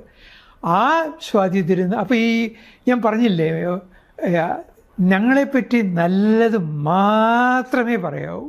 കുറച്ചുകൂടി കഴിഞ്ഞിട്ട് ഞങ്ങൾ പറയുന്ന ഒരു ഹിസ്റ്ററിയെ ആളുകൾ പറയാവൂ. അത് വളരെ വളരെ ബോധപൂർവമായിട്ട് മുൻപുള്ള ഈ ചിത്ര തിരുനാളിൻ്റെ അമ്മയുടെ കാലത്തും അങ്ങനെയായിരുന്നു, ഈ 21-ാം നൂറ്റാണ്ടിലും അങ്ങനെയായിരുന്നു. അതുകൊണ്ട് എന്തു പറ്റി? ഈ യഥാർത്ഥ ചരിത്രം, ഈ അരമന രഹസ്യം അങ്ങാടിപ്പാട്ടാണ്. ആളുകൾ എന്തു ചെയ്യും? ഇല്ലാത്ത ചരിത്രവും കൂടി എഗനിസ്റ്റായിട്ട് ഉണ്ടാക്കി പറയും. അപ്പം നമ്മളിപ്പോൾ കാണുന്ന ഈ സ്തുതിപാഠകരുടെ ചരിത്രം മാത്രം നമ്മളിപ്പോൾ ഇവിടെ പ്രചരിപ്പിക്കുന്നത് ഇപ്പോൾ എന്താണ്, അനന്തപുരി എന്ന് പറഞ്ഞിട്ടൊരു പ്രോഗ്രാം ഞാൻ കണ്ടിട്ടുണ്ട്. ഒരു കോളേജ് അധ്യാപകന് ഇവരോട് ചോദിക്കും, അയാളുടെ പേരെന്താ, നളിൻ ഗണേശ് എന്ന് വെച്ചാൽ. അപ്പോൾ അയാൾ ചോദിക്കുന്നത് തന്നെ എന്തിനാണെന്ന് ചോദിച്ചാൽ ഇവരെ പുകഴ്ത്താൻ വേണ്ടിയിട്ടാണ്. ഉടനെ അവസാനം ഇപ്പോൾ ആ പ്രോഗ്രാം കാണാൻ ആളില്ലാണ്ടായി. എൻ്റെ വ്യൂവേഴ്സിൻ്റെ ലിസ്റ്റ് നോക്കിയാൽ മതി. ഗ്രാജുവലായിട്ട് കാരണം ആളുകൾക്ക് മടുക്കുകയില്ലേ. അപ്പോൾ റിയൽ ഹിസ്റ്ററിയാണ് അറിയേണ്ടത്. അപ്പോൾ റിയൽ ഹിസ്റ്ററി എന്ന് പറയുന്നതിനകത്ത് നല്ല കാര്യങ്ങളും ഉണ്ടാവും, അത്ര നല്ലതല്ലാത്ത കാര്യങ്ങളും ഉണ്ടാവും. അത് ചരിത്രമല്ലേ. ഇപ്പോൾ ഉദാഹരണത്തിന് ചിത്ര തിരുനാൾ ഇത്രയും പ്രോഗ്രസീവ് ആണെങ്കിലും ഏറ്റവും വലിയ മണ്ടത്തരം കാണിച്ചത് എന്താണെന്ന് പറഞ്ഞാൽ, സ്വതന്ത്ര തിരുവിതാംകൂർ പ്രഖ്യാപിച്ചു. ഒരിക്കലും പറയാൻ പാടില്ലായിരുന്നു. ആ ഇന്ത്യയിലെ ജനങ്ങളുടെ സെൻറ്റിമെൻറ്റ്സ്, സ്വാതന്ത്ര്യം എന്ന് പറയുന്നത് സമരം ചെയ്യുകയും ആ സമരത്തിൻ്റെ ഫലമായിട്ട് ലോകത്ത് ഈ സമാനതകളില്ലാത്ത ഒരു സ്വാതന്ത്ര്യ സമരം, അല്ലേ? നിസ്സഹകരണ പ്രസ്ഥാനത്തിൽ കൂടി ആളുകൾ രാജ്യത്തിൻ്റെ സ്വാതന്ത്ര്യം നേടുകയാണ്. ആ നേടുന്ന സ്വാതന്ത്ര്യത്തിൻ്റെ ഭാഗമായിട്ട് ഇന്ത്യൻ യൂണിയനിലേക്ക് നാട്ടുരാജ്യങ്ങൾ ഒന്നൊന്നായിട്ട് ലയിക്കുകയാണ്. അവിടെ റെസിസ്റ്റ് ചെയ്യാനായിട്ട് ശ്രമം നടത്തിയ ആളുകൾ 3 പേരാണ്. ഹൈദരാബാദ്, നമുക്കറിയാം, ജുനാഗഡ്, പിന്നെ തിരുവിതാംകൂർ. അപ്പോൾ ഈ അന്ന് ഈ പറയുന്ന ലയനം സാറ് പറയുന്നത് അപ്പം അന്ന് നോക്കിയാൽ സർദാർ വല്ലഭായ് പട്ടേലിന് വളരെയധികം ഒരു ഫോഴ്സ് ഉണ്ട്. തീർച്ചയായിട്ടും അന്ന് സർദാർ പട്ടേലിനെ അങ്ങനെ ഒരു സ്ട്രോങ് ഡിസിഷൻ എടുത്തില്ലായിരുന്നുവെങ്കിൽ കുറേ കൂടി ഇത് നീണ്ടുപോകുമായിരുന്നു. ജനങ്ങളെ അപ്പോഴും ഒരു രാജഭരണത്തെ അനുകൂലിക്കുമെന്ന് വിചാരിക്കേണ്ട. ആ തീരുമാനത്തിന് പിറകിൽ വാസ്തവത്തിൽ CP അല്ല. അതെങ്ങനെയാണ് എല്ലാവരും ഇവിടെ പ്രചരിപ്പിക്കുന്നത്? രാജകുടുംബം പ്രചരിപ്പിക്കുന്നത് ഈ സ്വതന്ത്ര തിരുവിതാംകൂർ എന്ന് പറയുന്നത് ദിവാൻ്റെ ഒരു ഡ്രീമാണ്. ഒരു ദിവാൻ അങ്ങനെ വിചാരിച്ചാൽ അത് തലകൊടുക്കുന്ന ആളുകളാണോ രാജകുടുംബത്തിലെ അംഗങ്ങൾ? ഒരിക്കലുമല്ല. സർ CPയുടെ ഫുൾ അണ്ടർ കൺട്രോൾ ആയിരുന്നു രാജകുടുംബം. അങ്ങനെയാ, അത് ശരിയല്ല. ഒരു ഡ്യുവൽ റെസ്പോൺസിബിലിറ്റി ആയിരുന്നു. വാസ്തവത്തിൽ പിൻസീറ്റിലിരുന്നു കൊണ്ട് ഭരിച്ചിരുന്നത് സേതു പാർവതിബായിയും CP രാമസ്വാമി അയ്യരുമായിരുന്നു. ഇദ്ദേഹത്തെ അലങ്കാരമായിട്ട് മുമ്പിൽ പ്രതിഷ്ഠിച്ചിരുന്നു. ആരെ? ചിത്തിര തിരുനാൾ ബാലരാമവർമ്മയെ. അദ്ദേഹം കഴിവില്ലാഞ്ഞിട്ടല്ല, പക്ഷേ അമ്മയുടെ മുമ്പിൽ നിഷ്പ്രഭനായിപ്പോയി. അതിനെപ്പറ്റിയാണ് ബ്രിട്ടീഷുകാരുടെ അന്നത്തെ ഒബ്സർവേഷൻ, പൊളിറ്റിക്കൽ സെക്രട്ടറിയുടെ ഒബ്സർവേഷനുണ്ട്. 2 പ്രബല ശക്തികളുടെ മുമ്പിൽ ഈ രാജാവ് വിട്ടിയൊന്നുമല്ല. ചിത്തിര തിരുനാളിനെ പറ്റി പറയുകയാണ്, ബ്രിട്ടീഷുകാരൻ പറയുകയാണ്, ബ്രിട്ടീഷ് പൊളിറ്റിക്കൽ സെക്രട്ടറി പറയുകയാണ്, രാജാവ് വിട്ടിയല്ല, പക്ഷേ അമ്മയുടെ മുമ്പിൽ ഈ പറയുന്ന പോലെ ദിവാൻ്റെ മുമ്പിൽ നിഷ്പ്രഭനായിപ്പോയി. സാർ ഇപ്പം പറഞ്ഞത് ഈ ഇത്ര പവർഫുൾ ആയിട്ടുള്ള മഹാറാണിമാരുണ്ടായിരുന്ന ഒരു തിരുവിതാംകൂർ രാജവംശം, അതിലുള്ള സാധാരണ സ്ത്രീകളുടെ ഒരു അവസ്ഥ എന്തായിരുന്നു? അത് പറയുമ്പോൾ സമുദായങ്ങളനുസരിച്ച് നോക്കുമ്പോൾ വ്യത്യാസമായിരുന്നു. ഇപ്പോൾ ക്രിസ്ത്യൻ കമ്മ്യൂണിറ്റിയിൽ ഉള്ള സ്ത്രീയുടെ സ്വാതന്ത്ര്യമല്ല ഒരു മുസ്ലിം കമ്മ്യൂണിറ്റിയിലെ സ്ത്രീക്കുള്ളത്. നായർ കമ്മ്യൂണിറ്റിയിലെ സ്ത്രീക്കുള്ള സ്വാതന്ത്ര്യമല്ല ഒരു ഈഴവ കമ്മ്യൂണിറ്റിയിലെ, തിരുവിതാംകൂറിലെ ഈഴവ കമ്മ്യൂണിറ്റിയിലെ സ്ത്രീക്കുള്ളത്. തിരുവിതാംകൂറിലെ ഈഴവ കമ്മ്യൂണിറ്റിക്കുള്ള സ്വാതന്ത്ര്യമല്ല മലബാറിലെ തീയ കമ്മ്യൂണിറ്റിയിലുള്ള സ്ത്രീക്കുള്ളത്. അപ്പോൾ പ്രാദേശികമായിട്ടും ഇതെല്ലാം മാറിക്കൊണ്ടിരിക്കും. ഒരു സമത്വം അന്നും ഇല്ലെന്ന് തന്നെയാണ്. അങ്ങനെയല്ല, നമ്മളീ പറയുന്നത് പോലെയുള്ള അസ്വാതന്ത്ര്യം ഇല്ല. ഇപ്പോൾ ഉദാഹരണത്തിന് എംപയർ ഓഫ് നായർ എംപയറിനെ പറ്റി ഒരു നോവൽ വന്നിട്ടുണ്ട്. അപ്പോൾ അത് വായിച്ചിട്ട് ഷെല്ലി പറയുന്നുണ്ട്, നായർ സ്ത്രീയുടെ സ്വാതന്ത്ര്യത്തെ പറ്റി വലിയ അത്ഭുതത്തോടെ പറയുന്നുണ്ട്. ഷെല്ലിക്ക് കേരളത്തിൽ വന്നിട്ടില്ല, ട്രാവൻകൂർ തിരുവിതാംകൂറിൽ വന്നിട്ടില്ല. നായർ സ്ത്രീക്ക് വാസ്തവത്തിൽ ഇല്ലാത്ത സ്വാതന്ത്ര്യമാണ് ഷെല്ലി ഉണ്ടെന്ന് വിചാരിച്ചത്. അതിന് കാരണം ഈ നോവൽ വായിച്ചതാണ്. ഈ നോവൽ വാസ്തവത്തിൽ ബ്രിട്ടീഷ് ഇന്ത്യയിൽ സെർവ് ചെയ്ത ഒരു ആർമി ഓഫീസറെ എഴുതിയതാണ്. അപ്പോൾ അതൊരു സാങ്കല്പിക നോവലാണ്. ആ നോവലിനകത്ത് ഇവിടുത്തെ മരുമക്കത്തായത്തെ പറ്റിയും കൂട്ടുകുടുംബ വ്യവസ്ഥയെപ്പറ്റിയും സ്ത്രീക്കുള്ള പ്രാധാന്യത്തെപ്പറ്റിയും കുറച്ച് എക്സാജറേറ്റ് ചെയ്തിട്ടുണ്ട്. അപ്പോൾ ഇവിടെ ഈ പറഞ്ഞതുപോലെ ഒരു തിരുവിതാംകൂർ രാജകുടുംബത്തിൽ അമ്മയ്ക്ക്, റാണിക്ക് വലിയ പ്രാധാന്യം ഉണ്ടായിരുന്നു, സ്വതവേ ഉണ്ടായിരുന്നു. പക്ഷേ ഇവിടെ ഈ സേതു പാർവതിബായി എന്ന അമ്മ മഹാറാണി, വാസ്തവത്തിൽ അവരുടെ ഒഫീഷ്യൽ ഡെസിഗ്നേഷൻ ജൂനിയർ റാണി എന്നാണ്. അതുതന്നെ അവർ സൗകര്യപൂർവ്വം മായ്ച്ചു കളഞ്ഞു. ആ ഡെസിഗ്നേഷൻ മായ്ച്ചിട്ട് അവർ തന്നെ പ്രചരിപ്പിച്ചു എന്താണ് അമ്മ മഹാറാണി. അപ്പോൾ സ്വതന്ത്ര തിരുവിതാംകൂർ പ്രഖ്യാപിക്കുന്നു. സ്വതന്ത്ര തിരുവിതാംകൂർ CPയെ കൊണ്ട് പ്രഖ്യാപിപ്പിക്കുന്നു എന്ന് പറയുന്നതാണ് ശരി. പക്ഷേ CP അതിന് കൂട്ടുനിന്നു. കാരണം എന്താ? നിങ്ങൾക്കറിഞ്ഞുകൂടാ, എനിക്ക് ഒരുപാട് കാര്യങ്ങൾ ഞാൻ കളക്ട് ചെയ്തിട്ടുണ്ട്, രേഖകൾ എൻ്റെ ചിത്തിര തിരുനാളിനെ പറ്റിയുള്ള ജീവചരിത്രത്തിൽ അത് പറയാനായി മാറ്റി വച്ചിരിക്കുകയാണ്. അമേരിക്കയിൽ നിന്ന്, യുണൈറ്റഡ് സ്റ്റേറ്റ്സിൽ നിന്ന് ആയുധം വാങ്ങിക്കാനായിട്ട് ചർച്ചകൾ നടത്തിയിരുന്നു. അപ്പോൾ ആയുധങ്ങൾ വാങ്ങിക്കുകയാണെങ്കിൽ കമ്മീഷൻ കിട്ടും. ആ കമ്മീഷൻ CP രാമസ്വാമി അയ്യർക്ക് താല്പര്യമുണ്ടായിരുന്നു. പുന്നപ്ര വയലാറിന് എവിടെ നിന്നാണ് മെഷീൻ ഗണ്ണുകൾ ഇറക്കുമതി ചെയ്തത്? നമ്മൾ ആലോചിച്ച് നോക്കുക. അമേരിക്കയിൽ നിന്ന്. അമേരിക്കയിലെ ഗൺ ഡീലറിൽ നിന്നാണ് ഈ പുന്നപ്പുറ വയലാർ ആക്ഷന് വേണ്ടിയിട്ടുള്ള മെഷീൻ ഗണ്ണ് വാങ്ങിച്ചത്. അതിന് കമ്മീഷൻ കിട്ടി. അതുപോലെ തന്നെ എയർക്രാഫ്റ്റ് വാങ്ങിക്കാനും അതുപോലെ തന്നെ ആയുധങ്ങൾ വാങ്ങിക്കാനും ഗൗരവമായ ചർച്ച നടന്നിരുന്നു. കവടിയാർ കൊട്ടാരത്തിൽ വെച്ചാണ് ആ ചർച്ചകൾ നടന്നത്. ആ ചർച്ചയിൽ പങ്കെടുത്ത ആളിൽ നിന്ന് നേരിട്ട് ഞാൻ എഴുതി വാങ്ങിച്ചിട്ടുണ്ട്. പക്ഷേ ഞാനിപ്പോൾ അദ്ദേഹത്തിൻ്റെ പേര് പറയുന്നില്ല. അദ്ദേഹം വഹിച്ച പങ്കിനെ പറ്റി, അദ്ദേഹം വഹിച്ച ഒരു പദവി വഹിച്ചിരുന്ന ആളാണ്, അത് ഞാൻ പറയുന്നില്ല. എന്ന് മാത്രമല്ല, ആലുവ കൊട്ടാരത്തിലേക്ക് പട്ടാളത്തെ അയച്ചു. ആർക്കെങ്കിലും അറിയാമോ? ആലുവ പാലസിലേക്ക് ട്രാവൻകൂർ ഫോഴ്സിനെ അയക്കുകയാണ്. എന്തിനാണെന്നറിയോ? ഇന്ത്യൻ എയർഫോഴ്സ് കൊച്ചിയിൽ വരും. കൊച്ചി അന്ന് 1948 ആയപ്പോൾ 7 അവിടെ കൊച്ചി എയർപോർട്ട് എന്ന് പറയുന്നത് ബ്രിട്ടീഷുകാരുടെ ആയിരുന്നു. അപ്പോൾ 47 ഓഗസ്റ്റിൽ തന്നെ കൊച്ചി ഇന്ത്യൻ യൂണിയന് കിട്ടിക്കഴിഞ്ഞു. അതേസമയത്ത് കൊച്ചിയുടെ ബാക്കി പ്രദേശങ്ങൾ 48 കിട്ടുന്നത്. ഇത് 47 ഓഗസ്റ്റിൽ തന്നെ കൊച്ചി എയർപോർട്ട് കിട്ടിക്കഴിഞ്ഞു. ഈ എയർപോർട്ടിലേക്കായിരിക്കും ഇന്ത്യൻ എയർഫോഴ്സ് വരുന്നത്. അപ്പോൾ ഇന്ത്യൻ എയർഫോഴ്സ് വരികയാണെങ്കിൽ പുന്നപ്പുറ വയലാർ വഴി മാർച്ച് ചെയ്യുമ്പോൾ അവിടെയുള്ള കമ്മ്യൂണിസ്റ്റുകാർ റവല്യൂഷണറീസിനെ അല്ലെങ്കിൽ റവല്യൂഷണറീസിനെ അനുകൂലിക്കുന്ന ആളുകളെ ആർമിയെ വെൽക്കം ചെയ്യും. അപ്പോൾ അതിനെ കൗണ്ടർ ചെയ്യാൻ വേണ്ടിയിട്ട് ആലുവയിലാണ് ഫോഴ്സിനെ നിർത്തിയത്.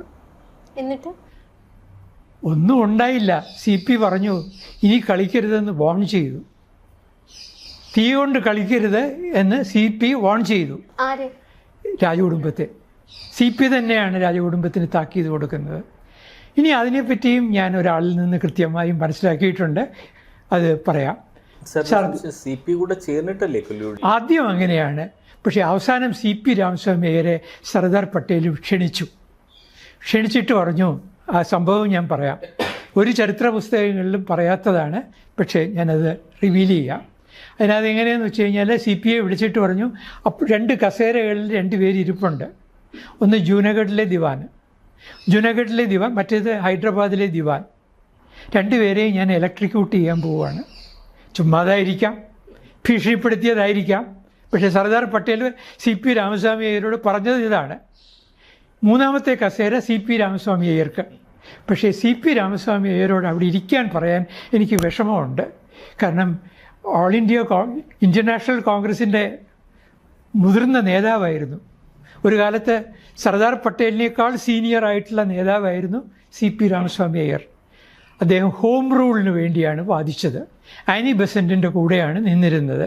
പൂർണ്ണ സ്വരാജിന് വേണ്ടി ഗാന്ധി വാദിച്ചപ്പോഴാണ് കോൺഗ്രസുമായിട്ട് പിണങ്ങിയിട്ട് CP രാമസ്വാമി അയ്യരെ കോൺഗ്രസ് വിട്ടത്. അതുകൊണ്ട് CP രാമസ്വാമി അയ്യരോട് ആ കസേരയിൽ ഇരിക്കാൻ ഞാൻ മറ്റവർ 2 പേർക്ക് സമയം കൊടുത്തിട്ടുണ്ട്.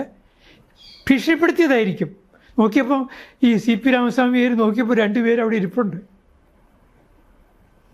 ബൈ ഫോഴ്സിൽ അവരെ കൊണ്ട് സമ്മതിപ്പിക്കുമെന്ന് പറഞ്ഞു.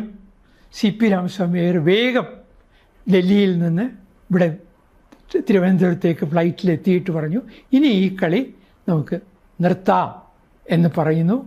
അങ്ങനെയാണ് ഭീഷണിപ്പെടുത്തി തന്നെയാണ് അക്സഷനിലേക്ക് ഈ കാര്യങ്ങൾ വന്നെത്തിയത്. അതിനിടയ്ക്ക് അസാസിനേഷൻ അറ്റംപ്റ്റ്, CPയെ കൊല്ലാനുള്ള ശ്രമം നടക്കുകയാണ്, അറിയാമല്ലോ. ആ സമയത്ത് ലൈറ്റ് അണയുകയാണ്. ഇന്നും ഈ ലൈറ്റ് അണഞ്ഞത് എങ്ങനെയാണെന്നുള്ളത് ഒരു ഹിസ്റ്റോറിയൻ്റെ പുസ്തകത്തിലും പറയുന്നില്ല. അതേസമയത്ത് K. ശിവശങ്കരൻ നായർ എന്ന് പറയുന്ന ഹിസ്റ്റോറിയൻ ഒരു തിയറിയുണ്ട്. അത് സർദാർ പട്ടേലിൻ്റെ ഇൻ്റർഫിയറൻസിലാണ് അത് ലൈറ്റ് ഓഫ് അണഞ്ഞത്. അതായത് CP രാമസ്വാമി അയ്യരെ കൊല്ലുന്നെങ്കിൽ കൊന്നോട്ടെ എന്ന് പോലും വല്ലഭായ് പട്ടേൽ തീരുമാനിച്ചേക്കാം, അല്ലെങ്കിൽ വല്ലഭായ് പട്ടേലിന് വേണ്ടി തീരുമാനിച്ചേക്കാം, അറിഞ്ഞുകൂടാ.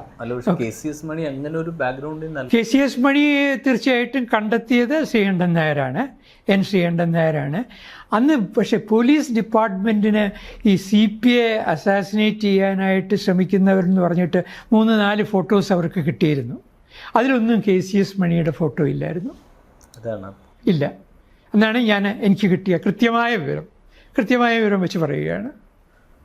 Which means you're telling us that Vallabhbhai Patel might have had a role in... അല്ലെങ്കിൽ അന്നത്തെ ഹോം ഡിപ്പാർട്ട്മെൻറ്റ്, ഞാൻ ഒന്നുകൂടി മൈൽഡാക്കുന്നു, വല്ലഭായ് പട്ടേലല്ല, അന്നും ഈ റോയ്ക്കൊക്കെ പകരം ആഭ്യന്തര വകുപ്പ് വളരെ ശക്തമായിട്ടുണ്ടല്ലോ.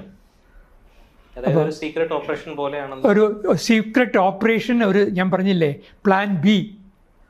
പ്ലാൻ എ എന്ന് പറയുന്നത് നോർമൽ കേസിൽ അക്സഷനും എല്ലാം നടക്കുക. ഇനി അവസാനവും നടന്നില്ല. അവസാനവും പിന്നെ പറഞ്ഞ പോലെ ചിത്ര തിരുനാൾ ബാലരാമവർമ്മ ശ്രീ പത്മനാഭനോട് അനുവാദം ചോദിക്കണമെന്ന് പറഞ്ഞു, അറിയാമല്ലോ. അപ്പോൾ VP മേനോൻ പറഞ്ഞു അതൊക്കെ ഞാൻ നേരത്തെ പത്മനാഭനെ കണ്ടു വാങ്ങിച്ചിട്ടുണ്ടെന്ന് പറഞ്ഞു, അറിയാമല്ലോ. വളരെ അപമര്യാദയായിട്ട് പെരുമാറി. ആരോട്? ഈ പറയുന്ന ബാലരാമവർമ്മയോട്, ചിത്ര തിരുനാളിനോട്. സാറ് പറയുന്ന അനുസരിച്ച് മണിയുടെ ആക്ഷൻ്റെ ഒരു സഡൻ പ്രൊവോക്കേറ്റീവ് ആക്ഷൻ എന്നുള്ളതിനപ്പുറത്ത് ഒരു ഹിഡൻ കോൺസ്പിറസി, ഒരു ലാർജർ മണിയുടേത് ഒരു കോൺസ്പിറൻസിയുടെ തുടർച്ചയാണ്. പക്ഷെ പല പല കോൺസ്പിറസികൾ അന്നുണ്ടായിരുന്നു. അതെ അതെ. മണിക്ക് എന്തെങ്കിലും കാരണവശാൽ സാധിച്ചില്ലെങ്കിൽ വേറൊരു തരത്തിലെ അസാസിനേഷൻ ചെയ്യാനായിട്ടുള്ള ആലോചനകൾ വരെ ഉണ്ടായിരുന്നിരിക്കണം. നമുക്കിപ്പോൾ ഞാൻ ആരുടെയും കൺഫെഷൻസ് പറയുകയല്ല, ഒരു പോസിബിലിറ്റി എന്നുള്ള നിലയിൽ പറഞ്ഞതേ ഉള്ളൂ. സർദാർ പട്ടേൽ പക്ഷേ ഈ ഇലക്ട്രിക്യൂട്ട് ചെയ്യാൻ CP രാമസ്വാമി അയ്യരോട് പറഞ്ഞു എന്നുള്ളത് CPയുടെ ഒരു ബയോഗ്രഫീസിലും വന്നിട്ടില്ല. പക്ഷേ ഇത് CP രാമസ്വാമി അയ്യർ തന്നെ കൺഫസ് ചെയ്തത്, പറഞ്ഞത് ആണ് ഞാൻ ഇപ്പോൾ കോട്ട് ചെയ്യുന്നത്. ഇല്ല, ഒരു റെക്കോർഡ്സിലും വന്നിട്ടില്ല. CPക്ക് ആ ഒരു ഭയം ഉണ്ടായിരുന്നത് കൊണ്ടാണോ അത് കഴിഞ്ഞിട്ട് പിന്നെ ഇൻസിഡന്റ്? അവനവൻ്റെ ജീവനിൽ ഭയം ഉണ്ടായിരുന്നു. ഇത് മാത്രമല്ല, CPക്ക് നല്ല ഓഫർ കൊടുക്കാമെന്ന് പ്രോമിസ് ചെയ്തു. CP എപ്പോഴും അധികാരം ഇഷ്ടപ്പെടുന്ന ആളാണ്. അപ്പോൾ CPക്ക് നല്ല ഒരു ഓഫർ കൊടുക്കാമെന്ന് പറഞ്ഞെങ്കിലും CPയെ പറ്റിച്ചു. CPയുടെ മകനെയാണ്, നരസിംഹനെയാണ് ഒരു സ്റ്റേറ്റ് മിനിസ്റ്റർ ആക്കിയത്. CPയെ ഒരു 4 അയലത്ത്, അധികാരത്തിൻ്റെ 4 അയലത്ത് അടുപ്പിച്ചില്ല. പിന്നെ ആകെ ചെയ്തത് മരിച്ചു കഴിഞ്ഞപ്പോൾ ലണ്ടനിൽ നിന്ന് ഡെഡ് ബോഡി ഒരു സ്പെഷ്യൽ എയർക്രാഫ്റ്റിൽ കൊണ്ടുവന്നു എന്ന് പറയുന്ന ഒരു മര്യാദ കാണിച്ചു. CPക്ക് നേരെയുണ്ടായ അറ്റംപ്റ്റ് സാർ പറയുന്ന അനുസരിച്ചിട്ടാണെങ്കിൽ സർദാർ പട്ടേൽ അല്ലെങ്കിൽ ഹോം ഡിപ്പാർട്ട്മെൻറ്റെങ്കിലും അറിഞ്ഞിരിക്കണം. സർദാർ പട്ടേൽ അറിഞ്ഞിരിക്കണം എന്ന് തന്നെയാണല്ലോ നമ്മൾ സർദാർ പട്ടേൽ എന്ന് പറയുന്ന വ്യക്തി, അയൺ മാൻ എന്ന് പറയുന്ന വ്യക്തി, നമ്മൾ അങ്ങനെയല്ലേ രാജ്യത്തിന് വേണ്ടി, അല്ലാണ്ട് പിന്നെ അദ്ദേഹത്തിൻ്റെ എന്തെങ്കിലും പേഴ്സണൽ ഗെയിനിന് വേണ്ടിയിട്ടല്ല. അല്ല, ഇന്നത്തെ ഒരു രാഷ്ട്രീയ സ്ഥിതിയിൽ സർദാർ പട്ടേൽ ഒരു ഓവർആർച്ചിങ് ഫിഗർ ആയിരിക്കുമ്പോൾ പട്ടേലിനെതിരെ വരുന്ന ഒരു വലിയ അലിഗേഷൻ. അതെ തീർച്ചയായിട്ടും അങ്ങനെയാണ്. അത് CP രാജകുടുംബത്തെ മിസ്ലീഡ് ചെയ്യുന്നു എന്ന് കരുതിയിട്ടാണോ ചെയ്തത്, അതോ ഇവർക്ക് രണ്ടുപേർക്കും ഈക്വൽ? അങ്ങനെയല്ല, സർദാർ പട്ടേലിന് ഇവിടുത്തെ വിവരങ്ങൾ കൃത്യമായി അറിയാമായിരുന്നു. സർദാർ പട്ടേൽ CPയോട് ആവശ്യപ്പെട്ടത് താങ്കൾ ഉപദേശിക്കണം അവരെ, താങ്കൾ ഉപദേശിച്ചാൽ അവർ കേൾക്കും. ഇതായിരുന്നു പട്ടേലിൻ്റെ ധാരണ.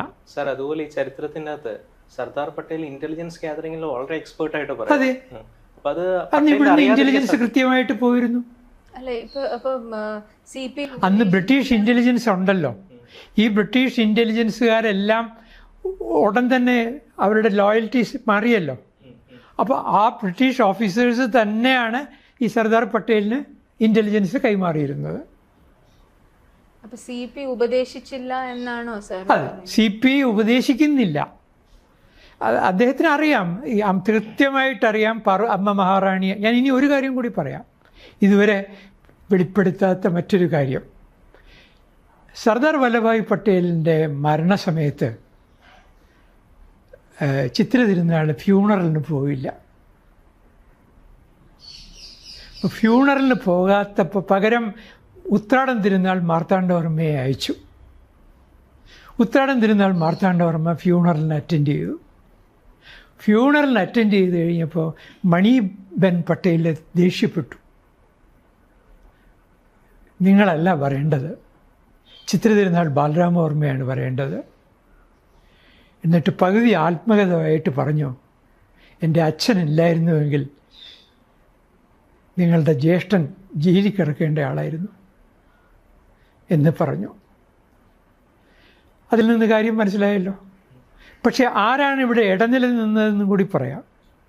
ചിത്ര തിരുനാളിനെ വാസ്തവത്തിൽ അക്സഷൻ നീട്ടിക്കൊണ്ടു പോവുകയായിരുന്നെങ്കിൽ ചിത്ര തിരുനാളിനെ അറസ്റ്റ് ചെയ്യുമായിരുന്നു, അല്ലെങ്കിൽ ഇവിടെ ഒരു കൂ ഉണ്ടാകുമായിരുന്നു. രണ്ടും സംഭവിക്കാം. ഹൈദരാബാദിൽ സംഭവിച്ചതുപോലെ ഒരു പോലീസ് ആക്ഷനും അവരാലോചിച്ചിരുന്നു. അവിടെ സംഭവിച്ചത് എന്താണെന്ന് പറഞ്ഞാൽ സി രാജഗോപാലാചാരി മീഡിയേറ്ററായിട്ട് പോയി. അപ്പം സി രാജഗോപാലാചാരി അന്ന് ഗവർണർ ജനറലാണ്. അദ്ദേഹം പറഞ്ഞു ചിത്തിര തിരുനാൾ മഹാശുദ്ധനാണ്, മാത്രമല്ല നമ്മുടെ ഒരു ഹിന്ദു രാജാവാണ്. അപ്പം നമ്മൾ ഈ സ്വതന്ത്ര ഇന്ത്യ മതേതര രാഷ്ട്രം എന്നൊക്കെ പറഞ്ഞാലും നമ്മളെ ഒരു ഇവിടുത്തെ പോപ്പുലേഷൻ വൈസ് നോക്കുകയാണെങ്കിൽ ഒഫീഷ്യലി ഹിന്ദു രാഷ്ട്രമല്ലെങ്കിലും ഇമോഷണലി ഇതൊരു ഹിന്ദു രാഷ്ട്രമാണ്. തിരുവിതാംകൂർ ഒഫീഷ്യലി ഹിന്ദു രാഷ്ട്രമായിരുന്നില്ല, തിരുവിതാംകൂറായിരുന്നു. ഞാൻ പറഞ്ഞ ഇന്ത്യയുടെ കാര്യം. അപ്പോൾ അതുകൊണ്ട് ഇന്ത്യ ആദ്യം ചെയ്യുന്ന ഒരു ഹിന്ദു രാജാവിനെ പിടിച്ച് ജയിലിലിടണ്ട എന്നാര് പറഞ്ഞു? സി രാജഗോപാലാചാരി. അന്ന് രാജഗോപാലാചാരിയുടെ വാക്കുകൾക്ക് വലിയ വില കൊടുത്തിരുന്നു. നെഹ്റു കൊടുക്കുന്നതിനേക്കാൾ കൂടുതൽ വില പട്ടേൽ കൊടുത്തിരുന്നു. ഇതാണ് യഥാർത്ഥത്തിൽ സംഭവിച്ചത്. അതുപോലെ ഈ റീസെന്റ് രാജകുടുംബവുമായിട്ടുള്ള ഒരു കോൺട്രവേഴ്സ്യൽ സംഭവമാണ്. അതെ പറയാം. ഞാൻ ഉദ്ദേശിക്കുന്നത് എന്താണെന്ന് അറിയാം. ചിത്തിര തിരുനാളിന് ഒരു കോൺക്യുബൈൻ ഉണ്ടെന്ന് ഞാൻ പറഞ്ഞു. ഞാൻ പറഞ്ഞതെന്ന് പറഞ്ഞാൽ അദ്ദേഹത്തിന് കോൺക്യുബൈന് അതൊക്കെ ഒരു പ്രൈവറ്റ് ആയിട്ടുള്ള കാര്യമാണ് എന്ന് വേണമെങ്കിൽ പറയാം. പക്ഷേ ഈ സംഭവം നടക്കുന്നത് 1950s അന്ന് അദ്ദേഹം രാജപ്രമുഖനാണ്. അന്ന് അദ്ദേഹം ഒരു പവറിലിരിക്കുന്ന ആളാണ്. ആ പവറിലിരിക്കുന്ന ആളായിട്ട് പോലും അദ്ദേഹത്തിന് വിവാഹം കഴിക്കാൻ ആഗ്രഹം ഉണ്ടായിരുന്നു. ഇന്ന് മാത്രമല്ല അദ്ദേഹത്തിന് പലയിടങ്ങളിൽ നിന്ന് പ്രപ്പോസൽസ് വന്നു. ഞാൻ ബിക്കാനീറിൽ പോയി ഒരു ദിവസം ഒരിക്കൽ. അവിടുത്തെ പാലസ് ഹോട്ടലിൽ താമസിച്ചപ്പോൾ അവിടുത്തെ മ്യൂസിയത്തിലെ കുറേറ്റർ എന്നെ ഈ ചിത്തിര തിരുനാളിൻ്റെ പടം കാണിച്ചിട്ട് പറഞ്ഞു, ഇത് നിങ്ങളുടെ നാട്ടിലെ രാജാവാണ്, അറിയുമോ എന്നൊക്കെ ചോദിച്ചു. കണ്ടിട്ടുണ്ടോ? ഞാൻ പറഞ്ഞു കണ്ടിട്ടുണ്ട്, അറിയാം. എന്നിട്ട് പറഞ്ഞു ഞങ്ങളുടെ രാജകുമാരിക്ക് ഭ്രാന്തമായ പ്രേമമായിരുന്നു ചിത്തിര തിരുനാളിനോട്. അവരെന്നിട്ട് ഈ മാരേജ് പ്രപ്പോസൽ കൊണ്ടുവന്നു. അപ്പോൾ അവിടെ പ്രൈം മിനിസ്റ്റർ ആയിരുന്നത് സർദാർ കെ എം പണിക്കരാണ്. ദിവാനും പ്രൈം മിനിസ്റ്ററും ബിക്കാനീറിൻ്റെ 1946 ഈ സംഭവം. അപ്പോൾ അവരെ പോലെയുള്ള ഒരു വളരെ സുന്ദരിയായ, വളരെ പ്രഗത്ഭയായ, കഴിവുള്ള ഒരു ആളെ പോലെയുള്ള അനേകം ആളുകളെ പ്രിൻസസ്സുമാർ കല്യാണം കഴിക്കാൻ ആഗ്രഹിച്ചു. അക്കാലത്ത് the most eligible ബാച്ചിലറായിരുന്നു Chithira Thirunal. സമ്മതിക്കാതിരുന്നത് അമ്മയ്ക്ക് പിന്നെ ഭരണം നഷ്ടപ്പെടും, കൺട്രോൾ പോകും, പിന്നെ തലയണ മന്ത്രം വരില്ലേ. മകൻ ദുർബലനാണെന്ന് അമ്മയ്ക്ക് നന്നായിട്ടറിയാം, നമ്മളെക്കാളൊക്കെ അറിയാം, അല്ലെങ്കിൽ അന്നത്തെ പ്രജകളെക്കാൾ നന്നായിട്ടറിയാം, അല്ലെങ്കിൽ അന്നത്തെ പൗരന്മാരെക്കാൾ നന്നായിട്ടറിയാം. അതുകൊണ്ട് തന്നെയാണ് സിമ്പിൾ. ഇത് മാത്രമല്ല അദ്ദേഹം കൺഫ്യൂസ് ചെയ്തിട്ടുണ്ട്, അതും എനിക്ക് അറിയാം. ഫാമിലി മെമ്പറിൽ ഒരാളിനോട്, അത് ഞാൻ പേരിപ്പോൾ പറയാൻ ബുദ്ധിമുട്ടുണ്ട്, അമ്മയ്ക്കിഷ്ടം അമ്മാവൻ എന്താ കല്യാണം കഴിക്കാത്തത് എന്ന് ഒരു ഫാമിലി മെമ്പർ ചോദിക്കാൻ ധൈര്യമുള്ള ഒരാൾ. അമ്മയ്ക്കിഷ്ടമാവില്ല എന്ന് അദ്ദേഹം പറഞ്ഞു. ആരോട്? ഈ മെമ്പറിനോട്. അതുകൊണ്ട് മാത്രമാണ് അങ്ങനെയുള്ള ഒരാളിന് സംഭവിച്ച അദ്ദേഹത്തിൻ്റെ കുടുംബജീവിതത്തിലെ ഒരു ഇൻസിഡൻറ്റ് ഞാൻ വളരെ വളരെ ചുരുങ്ങിയ വാക്കുകളിലാണ് ഈ പുസ്തകത്തിൽ അതിനെക്കുറിച്ച് പറയുന്നത്. ഒരു കോൺക്യുബൈൻ ഉണ്ടായി എന്ന് മാത്രമല്ല, ആ കോൺക്യുബൈൻ ഉണ്ടായി എന്ന് ഞാൻ പറയുമ്പോൾ എൻ്റെ കയ്യിൽ എല്ലാ തെളിവുകളും ഉണ്ട്. ആ ഡോക്ടറെ എനിക്കറിയാം, എൻ്റെ കുടുംബത്തിൽ എൻ്റെ ബന്ധുവാണ്. കുറച്ചുകൂടെ കൃത്യമായി പറഞ്ഞാൽ എൻ്റെ ഭാര്യയുടെ അമ്മമ്മയാണ് doctor JV Chellamma. Doctor JV ചെല്ലമ്മയാണ് അറ്റൻഡ് ചെയ്തത്. ഒരു ഹോസ്പിറ്റലിൽ വെച്ച് പ്രസവിക്കുന്നത് 4 പേര് അറിയുമെന്ന് വിചാരിച്ചിട്ട് ഒരു പ്രൈവറ്റ് ഹൗസ് വാടകയ്ക്കെടുത്ത് അതിനെ ഹോസ്പിറ്റലാക്കിയിട്ടാണ് ചെയ്തത്. ആ കുട്ടിയെ പിന്നീട് ഹോളി ഏഞ്ചൽസ് കോൺവെൻറ്റിൽ ചേർക്കുകയാണ്. ആ കുട്ടിക്ക് പേരിടുന്നത് അമ്മയുടെ പേരാണ് ഇടുന്നത്, സേതു പാർവതിബായി തങ്കച്ചി എന്നും കൂടിയുണ്ട്. ആ സേതു പാർവതിബായി തങ്കച്ചി MAക്ക് പഠിക്കുന്ന കാലത്ത് അവരെ വിവാഹം കഴിക്കുന്നു. അതിനു മുമ്പ് അവരെ പല വിവാഹാലോചനകൾ നടക്കുന്നു. ചിത്തിര തിരുനാൾ ബാലരാമവർമ്മ തന്നെ വിവാഹാലോചനയ്ക്ക് മുൻകൈ എടുക്കുന്നു.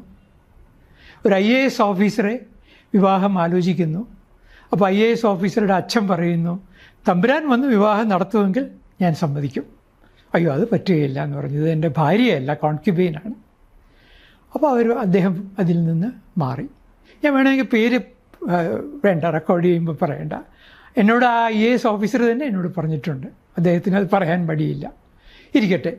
അത് കഴിഞ്ഞിട്ട് അദ്ദേഹത്തെ സിനിമാ താരമായ ശാരദയുടെ ഒരു ബന്ധു വിവാഹം കഴിക്കുന്നു. ഞാൻ ആ കാര്യമൊന്നും എൻ്റെ പുസ്തകത്തിൽ പറയുന്നില്ല, കാരണം അത്രയും ഡീറ്റെയിൽസ് ആവശ്യമില്ല. ഞാൻ ചിത്രതിരുനാളിൻ്റെ ജീവചരിത്രം എഴുതുകയാണെങ്കിൽ പറയേണ്ടത്രയും കാര്യങ്ങൾ എനിക്കിതിനകത്ത് പറയാൻ, ഞാൻ ട്രാവൻകൂറിൻ്റെ ഹിസ്റ്ററി അല്ലേ പറയുന്നത്. അവസാനം അവർ മരിക്കുകയാണ്. മകളുണ്ട്, ചിത്രതിരുനാളിൻ്റെ ഡോട്ടർ ഇപ്പോൾ ഇല്ല. തീർന്നില്ല. ഹോളി ഏഞ്ചൽസ് കോൺവെൻറ്റിൽ ചേർക്കുമ്പോൾ ചിത്രതിരുനാളിൻ്റെ സമ്മതത്തോടുകൂടി ഫാദർ ബാലരാമവർമ്മ എന്ന് വെക്കുകയാണ്. ഗാർഡിയൻ എന്നല്ല, സർട്ടിഫിക്കറ്റ് കയ്യിലുണ്ട്. അവിടെ ഇത് ഈ പറഞ്ഞ കഥ പലർക്കും അറിയാം. ഇപ്പം പലർക്കും അറിയാം, because she studied with some of the people in this city itself. പക്ഷെ ഇത് അങ്ങനെ ഒളിക്കേണ്ട ഒരു കാര്യമായിരുന്നെങ്കിൽ ബാലരാമവർമ്മ സ്വന്തം പേര് അവിടെ കൊടുക്കുമായിരുന്നു. അല്ല, ഞാൻ പറഞ്ഞില്ലേ വിവാഹം നടക്കുന്ന സമയത്ത്. അല്ല, my question is if he had to or if the palace had to. അമ്മയെ പേടിയാണ്. പക്ഷെ അമ്മയ്ക്ക് അറിയാലോ ഈ പേര്. പക്ഷെ ഒഫീഷ്യലായിട്ട് സമ്മതിക്കരുത്, ഭാര്യയായിട്ട് കൊട്ടാരത്തിൽ വിളിച്ച് താമസിപ്പിക്കരുത്. അതവർ സ്ട്രിക്റ്റായിട്ട് അമ്മ പറഞ്ഞിരുന്നു. ഒരു കാരണവശാലും കവടിയാർ പാലസിലേക്ക് നീ വിളിച്ചുകൊണ്ട് വരരുത്. പക്ഷെ അവിടെ ഒരു കോൺട്രഡിക്ഷൻ അവിടെ ഇല്ലേ sir? Because when you are officially giving your name for admission in A college, ഇങ്ങനെ എൻ്റെ ഫാദറിന്റെ പേരിൽ എൻ്റെ പേരിട്ടോളാൻ പറയുമ്പോൾ ഇത് എന്തായാലും നാട്ടുകാരെ ഒളിച്ചിട്ടാണല്ലോ ഇത് ചെയ്യാത്തത്. അപ്പൊ ഇവിടെ you making it public in A document. നമുക്ക് മനുഷ്യ മനസ്സിന്റെ ചിന്താഗതികളെ അന്ന് ചിത്രതിരുനാളിന്റെ മനസ്സിലുണ്ടായിരുന്നത് എന്താണെന്ന് എനിക്ക് ഊഹിക്കാനേ കഴിയുള്ളൂ. എനിക്കൊരു കൃത്യമായൊരു ആൻസർ തരാൻ പറ്റില്ല. അറിയില്ല, ഞാനും അതിനൊരു ഉത്തരം എനിക്കും കിട്ടിയിട്ടില്ല. ഞാൻ നിങ്ങളോട് ഈ ചോദ്യം ചോദിക്കുന്നു. അതെ, എല്ലാവരും അറിയുന്നില്ല. പാലസിലെ ഞാൻ പറഞ്ഞാൽ ഈ 2 പത്രങ്ങൾ റിപ്പോർട്ട് ചെയ്തു. ഞാനതും പറയാം. കൗമുദി കെ ബാലകൃഷ്ണൻ്റെ കൗമുദി പത്രത്തിൽ അതേസമയത്ത് കേരള കൗമുദി, മാതൃഭൂമി, മനോരമ ഒന്നിലും റിപ്പോർട്ട് ചെയ്യുന്നില്ല. ഇൻക്ലൂഡിങ് ഇന്ത്യൻ എക്സ്പ്രസ്സിൽ റിപ്പോർട്ട് ചെയ്യുന്നില്ല. നേരെ മറിച്ച് 2 പത്രങ്ങളിലാണ് റിപ്പോർട്ട് വന്നത്. ഒന്ന് ഗോമതി എന്ന് പറഞ്ഞ തൃശ്ശൂരിലെ പത്രത്തിൽ, 2 കൗമുദി പത്രത്തിൽ. അത് തന്നെ പെട്ടെന്ന് ബൾക്ക് പർച്ചേസൊക്കെ നടത്തിയിട്ട് അവർ മൂടി വയ്ക്കുകയാണ് ചെയ്തത്.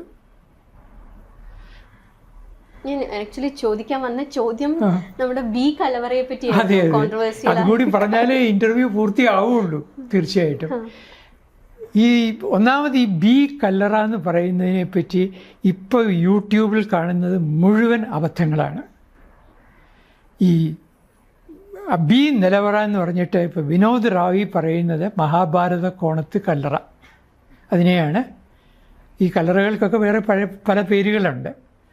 ഇൻസിഡൻ്റലി ഞാൻ ഇത് കുറച്ചു കാലം ഇതിൽ എക്സ്പേർട്ട് കമ്മിറ്റിയുടെ ആക്ടിങ് ചെയർമാനായിരുന്നു.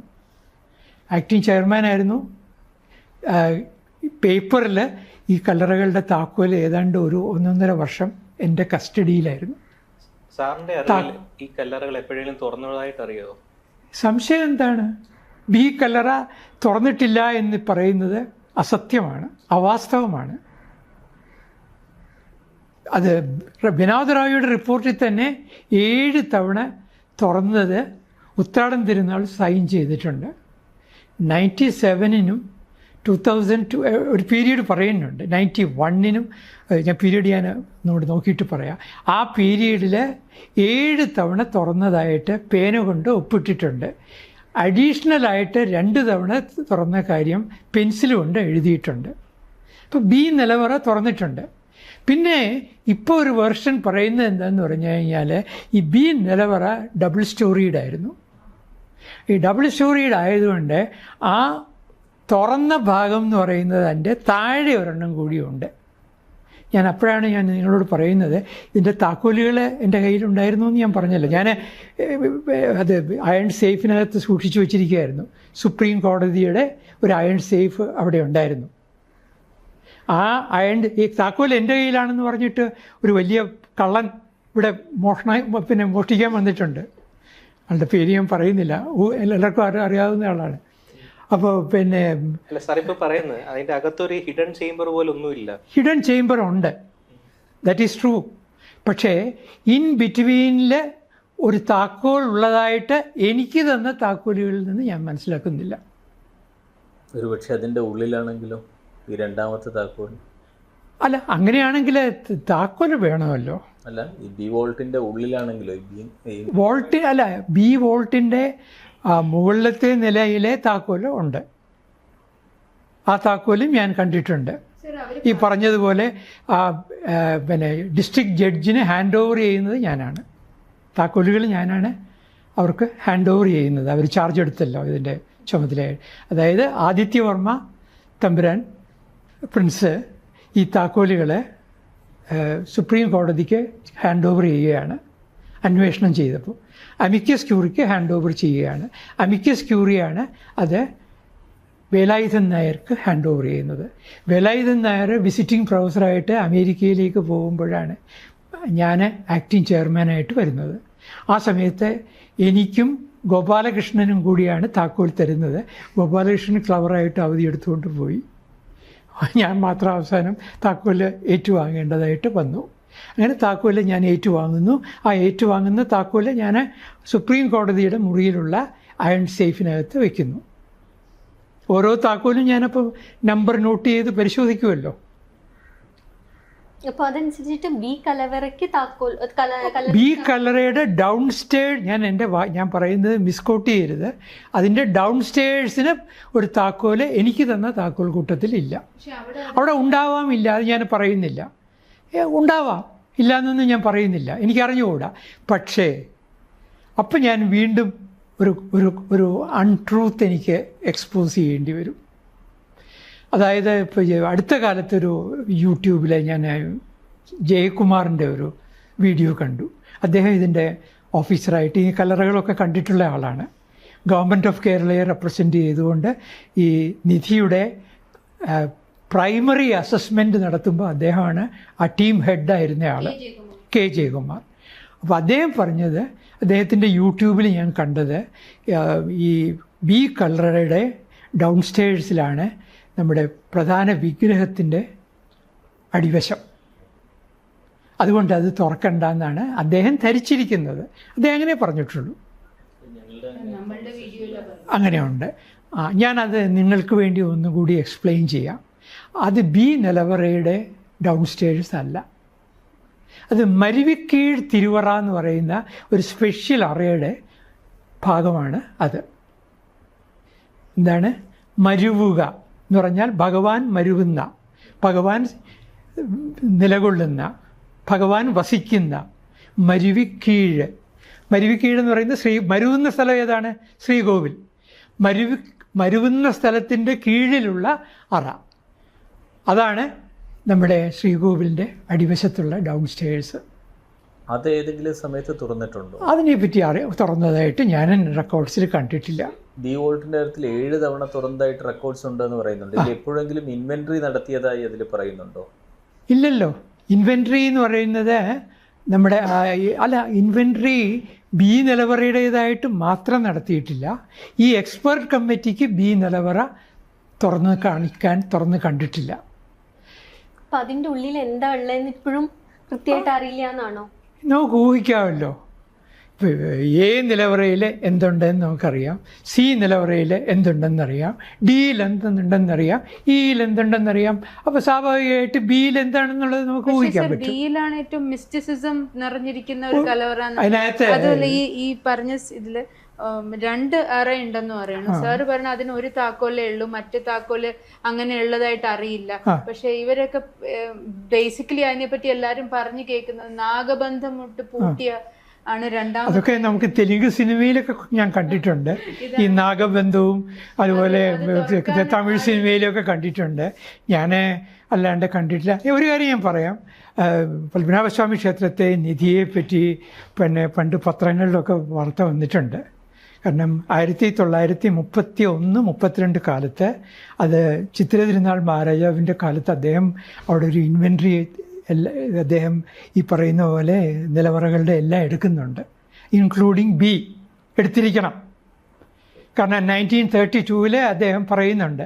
അപ്പോൾ ഇങ്ങനെ അവിടെ ആ എടുത്തു എന്നുള്ള കാര്യം അന്ന് ദീപിക റിപ്പോർട്ട് ചെയ്യുന്നുണ്ട്, അന്ന് നസ്രാണി ദീപിക റിപ്പോർട്ട് ചെയ്യുന്നുണ്ട്, അന്ന് സർവീസ് പത്രം റിപ്പോർട്ട് ചെയ്യുന്നുണ്ട്, ദ ഹിന്ദു റിപ്പോർട്ട് ചെയ്യുന്നുണ്ട്, പല പത്രങ്ങളും അന്ന് മാത്രമല്ല എമിൽ ഗിൽ ക്രൈസ്റ്റ് എന്ന് പറഞ്ഞ ഒരു എഴുത്തുകാരി റിപ്പോർട്ട് ചെയ്യുന്നുണ്ട്. അപ്പോൾ ഇതൊന്നും സുപ്രീം കോടതി പരിഗണിച്ചില്ലേ? ഈ സുപ്രീം കോടതി വളരെ ഒരു പറയുമ്പോൾ ജഡ്ജസ് മാറി മാറി വരും. അപ്പോൾ ഒരു ജഡ്ജസ് വളരെ ആദ്യ സമയത്തൊക്കെ ഇത് ഭയങ്കര തീവ്രമായിട്ട് മെറ്റിക്കുലസ് ആയിട്ട് ഈ കേസിൻ്റെ വാദവും പ്രതിവാദവും ഒക്കെ കേട്ട് ഞാൻ കൃത്യമായി ഫോളോ ചെയ്യുന്ന ആളാണ്. ഇൻസിഡൻ്റലി പറയട്ടെ, പത്മനാഭസ്വാമി ക്ഷേത്രത്തിൻ്റെ ഹിസ്റ്ററി, ഒഫീഷ്യൽ ഹിസ്റ്ററി എഴുതിയ ആൾ ഞാനാണ് കോടതിയിൽ പ്രസൻറ്റ് ചെയ്തിരിക്കുന്നത്.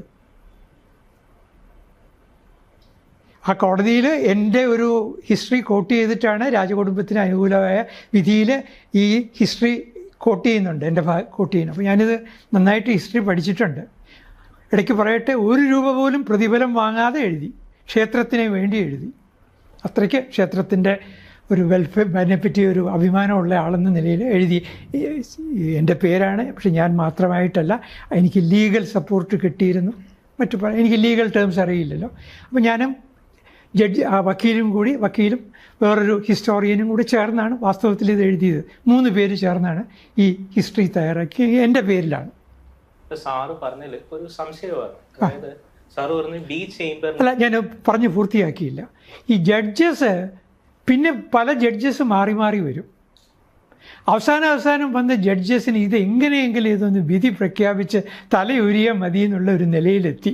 കാരണം കോടതി കേസ് ഇങ്ങനെ നീണ്ടു പോകുന്നു. പിന്നെ വാർത്തകളാണെങ്കിൽ പത്രങ്ങളാണെങ്കിൽ കൊടുക്കുന്നത് അതിൻ്റെ യഥാർത്ഥ ഇഷ്യൂ എന്താണ്? അപഹരണം നടന്നു, അതിലാണ് കേസ് വരുന്നത്. എങ്ങനെയാണ് അപഹരണം നടക്കുന്നത്? ഡോക്യുമെൻറ്റേഷൻ. വിനോദ് റോയ് കൃത്യമായിട്ട് പറയുന്നുണ്ട്, 1100 കൂടുതൽ, 1200 താഴെ കലശക്കുടങ്ങളുണ്ടായിരുന്നു. അതിൻ്റെ ക്യാരറ്റ് എത്രയാണെന്ന് പറയുന്നില്ല, പക്ഷേ പ്യുവർ ഗോൾഡ് എന്നാണ് അദ്ദേഹം ഉപയോഗിച്ചിരിക്കുന്ന വാക്ക്. അതേസമയത്ത് അതിൽ നിന്ന് ഇപ്പോൾ ആണെങ്കിൽ ഏതാണ്ട് 300 അല്പം കൂടുതൽ കുടങ്ങളേ ഉള്ളൂ. ബാക്കിയുള്ള കുടങ്ങൾ മുഴുവൻ എടുത്ത് എന്തിനാണ്? സ്വർണം പൂശാനായിട്ട്, തകിടുണ്ടാക്കാനായിട്ട്. വിനോദ് റോയ് പറയുന്നത് സ്വർണം പൂശാനും തകിടുണ്ടാക്കാനും ഇത്രയും കലശങ്ങളുടെ സ്വർണം ആവശ്യമില്ല. ഇതാണ് വിനോദ് റോയിയുടെ പ്രധാനമായിട്ടുള്ള റിപ്പോർട്ടിലെ ഫൈൻഡിങ്. ആ ഇഷ്യൂ ആണ് കോടതിയിലും വരേണ്ടിയിരുന്നത്. പക്ഷേ കോടതിയിൽ വന്നത് എന്താണെന്ന് വെച്ചാൽ ബി നിലവറയായിപ്പോയി. പിന്നെ അവിടെ സർപ്പമുണ്ടോ യക്ഷിയുണ്ടോ, അവിടെ പോയപ്പോഴത്തേക്കും റിട്ടയർഡ് ജഡ്ജിൻ്റെ കാല് മുറിഞ്ഞോ, കൈ മുറിഞ്ഞോ, നഖം കൊണ്ടോ, ഇതൊക്കെയായി ചർച്ച. ആളുകൾക്ക് എപ്പോഴും സെൻസേഷണൽ ഇവൻ്റായിരുന്നു. നേരെ മറിച്ച് പാശ്ചാത്യ പത്രങ്ങൾക്ക് ഇതായിരുന്നില്ല. അന്ന് പത്രങ്ങളൊക്കെ ആയിട്ട് ഇൻ്റർവ്യൂ എടുക്കാനും സംസാരിക്കാനുമായിട്ടും എൻ്റെ അടുത്ത് വരുന്ന അന്ന് ഞാനിങ്ങനെ ഒരു പിന്നെ അറിയാവുന്ന ഒരാളെന്ന നിലയിൽ വന്നിരുന്നു. അവർ കൃത്യമായിട്ട് ഇതിനകത്തെ അസറ്റ്സിനെ പറ്റിയായിരുന്നു. നാഷണൽ ജിയോഗ്രഫിക് മാഗസിൻ പറയുന്നത് $3 trillion വർത്ത് അവിടുത്തെ അസറ്റ്സിനുണ്ടെന്നാണ്. ഞാൻ വിയോജിക്കുന്നു. അത്രയില്ല എന്ന് കരുതുന്ന ആളാണ് ഞാൻ. എത്ര ഉണ്ടാവാം അത് പറയാനൊക്കെയില്ല. കാരണം എന്താ വെച്ചാൽ എക്സ്പേർട്ട് കമ്മിറ്റിയുടെ അന്നത്തെ ഒരു മുമ്പിലുള്ള മാനദണ്ഡം ഇതിൻ്റെ വാല്യൂ ചെയ്യുകയല്ല. ഒരു കാര്യം പറയാം, ഇതിൻ്റെ ആക്ച്വൽ ഗോൾഡ് വാല്യൂവും ആക്ച്വൽ ജുവൽ വാല്യൂവും തിട്ടപ്പെടുത്തിയിട്ടില്ല.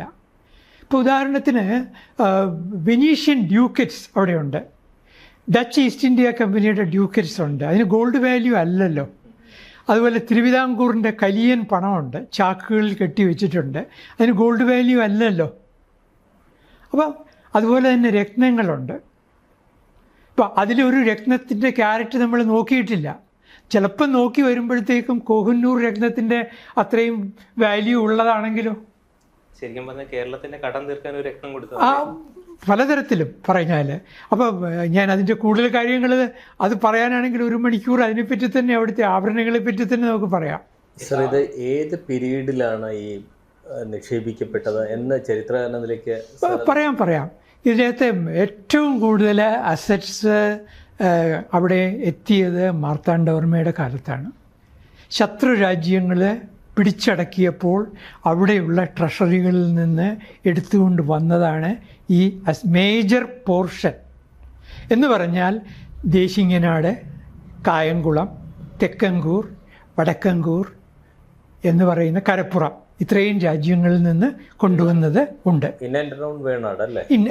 ഇന്നത്തെ തിരുവിതാംകൂർ, കൊച്ചി വരെയുള്ള സ്ഥലത്തെ അസറ്റ്സ്. ഇത് കൂടാതെ അന്ന് റോയൽ വിസിറ്റ് ആരെങ്കിലും നടത്തുകയാണെങ്കിൽ, തിരുവനന്തപുരത്ത് ഒരു റോയൽ വിസിറ്റ് നടത്തുകയാണെങ്കിൽ അവർ പത്മനാഭന് കാണിക്കയിടും. അപ്പം സാമൂതിരി കാണിക്കയിട്ടിട്ടുണ്ട്, കൊച്ചി രാജാവ് കാണിക്കയിട്ടിട്ടുണ്ട്. അതുപോലെ പിന്നെ ഒരു കുതിരക്കച്ചവടക്കാരൻ, അയാളൊരു മുസ്ലിമാണ്, അയാൾ കാണിക്കയിട്ടിട്ടുണ്ട്. തച്ചിൽ മാത്തൂത്തരകൻ ക്രിസ്ത്യനാണ്, അയാൾ കാണിക്കയിട്ടിട്ടുണ്ട്. രാജാക്കന്മാരിലെ മാർത്താണ്ഡവർമ്മ കഴിഞ്ഞാൽ ഏറ്റവും കൂടുതൽ കാണിക്കയിട്ടിട്ടുള്ളത് സ്വാതി തിരുനാളാണ്. സാറ് പറഞ്ഞാൽ എൻ്റെ ഒരു സംശയമാണ്. സാറ് പറഞ്ഞു ബി ചേംബറിന്റെ ഒരു താക്കോല് കണ്ടിട്ടുണ്ട്, ഇതിൻ്റെ അകത്തൊരു സീക്രട്ട് ചേംബർ ഉണ്ട്, പക്ഷെ ആ താക്കോല് കണ്ടിട്ടില്ല എന്ന് പറയുന്നത്. അതെ.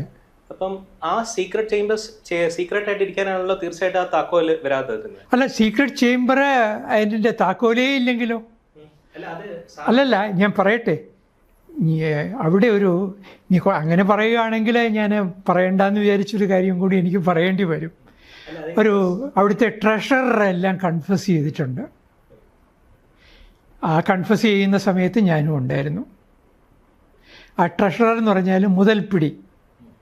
ആ മുതൽപ്പിടി എന്ന് പറയുന്നയാൾ ആര് എവിടെ നിന്ന് എന്തെല്ലാം എടുത്തു എന്ന് അമിക്കസ് ക്യൂറിയുടെ മുമ്പിൽ കൺഫസ് ചെയ്തിട്ടുണ്ട്. അതങ്ങനെയാണ് ഞാൻ മനസ്സിലാക്കുന്നത്. ഞാനത് പറയണ്ടെന്ന് വിചാരിച്ചു സത്യത്തിൽ.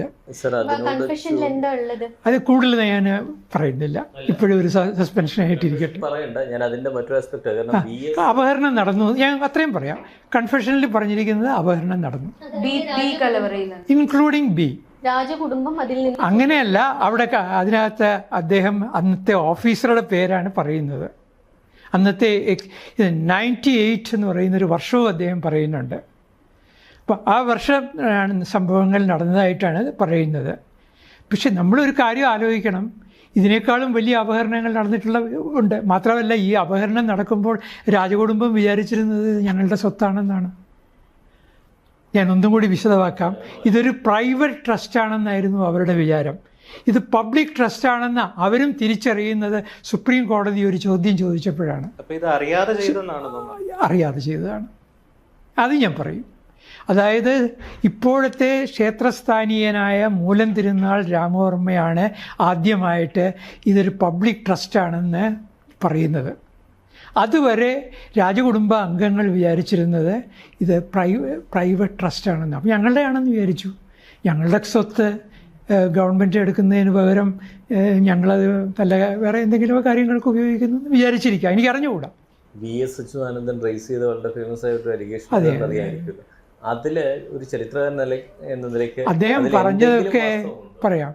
അദ്ദേഹം ആരൊക്കെയോ പറഞ്ഞത് കേട്ടിട്ടാണ്. അദ്ദേഹത്തിന് ഈ ക്ഷേത്രത്തെ പറ്റി ഒന്നും അറിയില്ല, അമ്പലത്തിൻ്റെ ആചാരങ്ങളെ പറ്റി അറിയില്ല.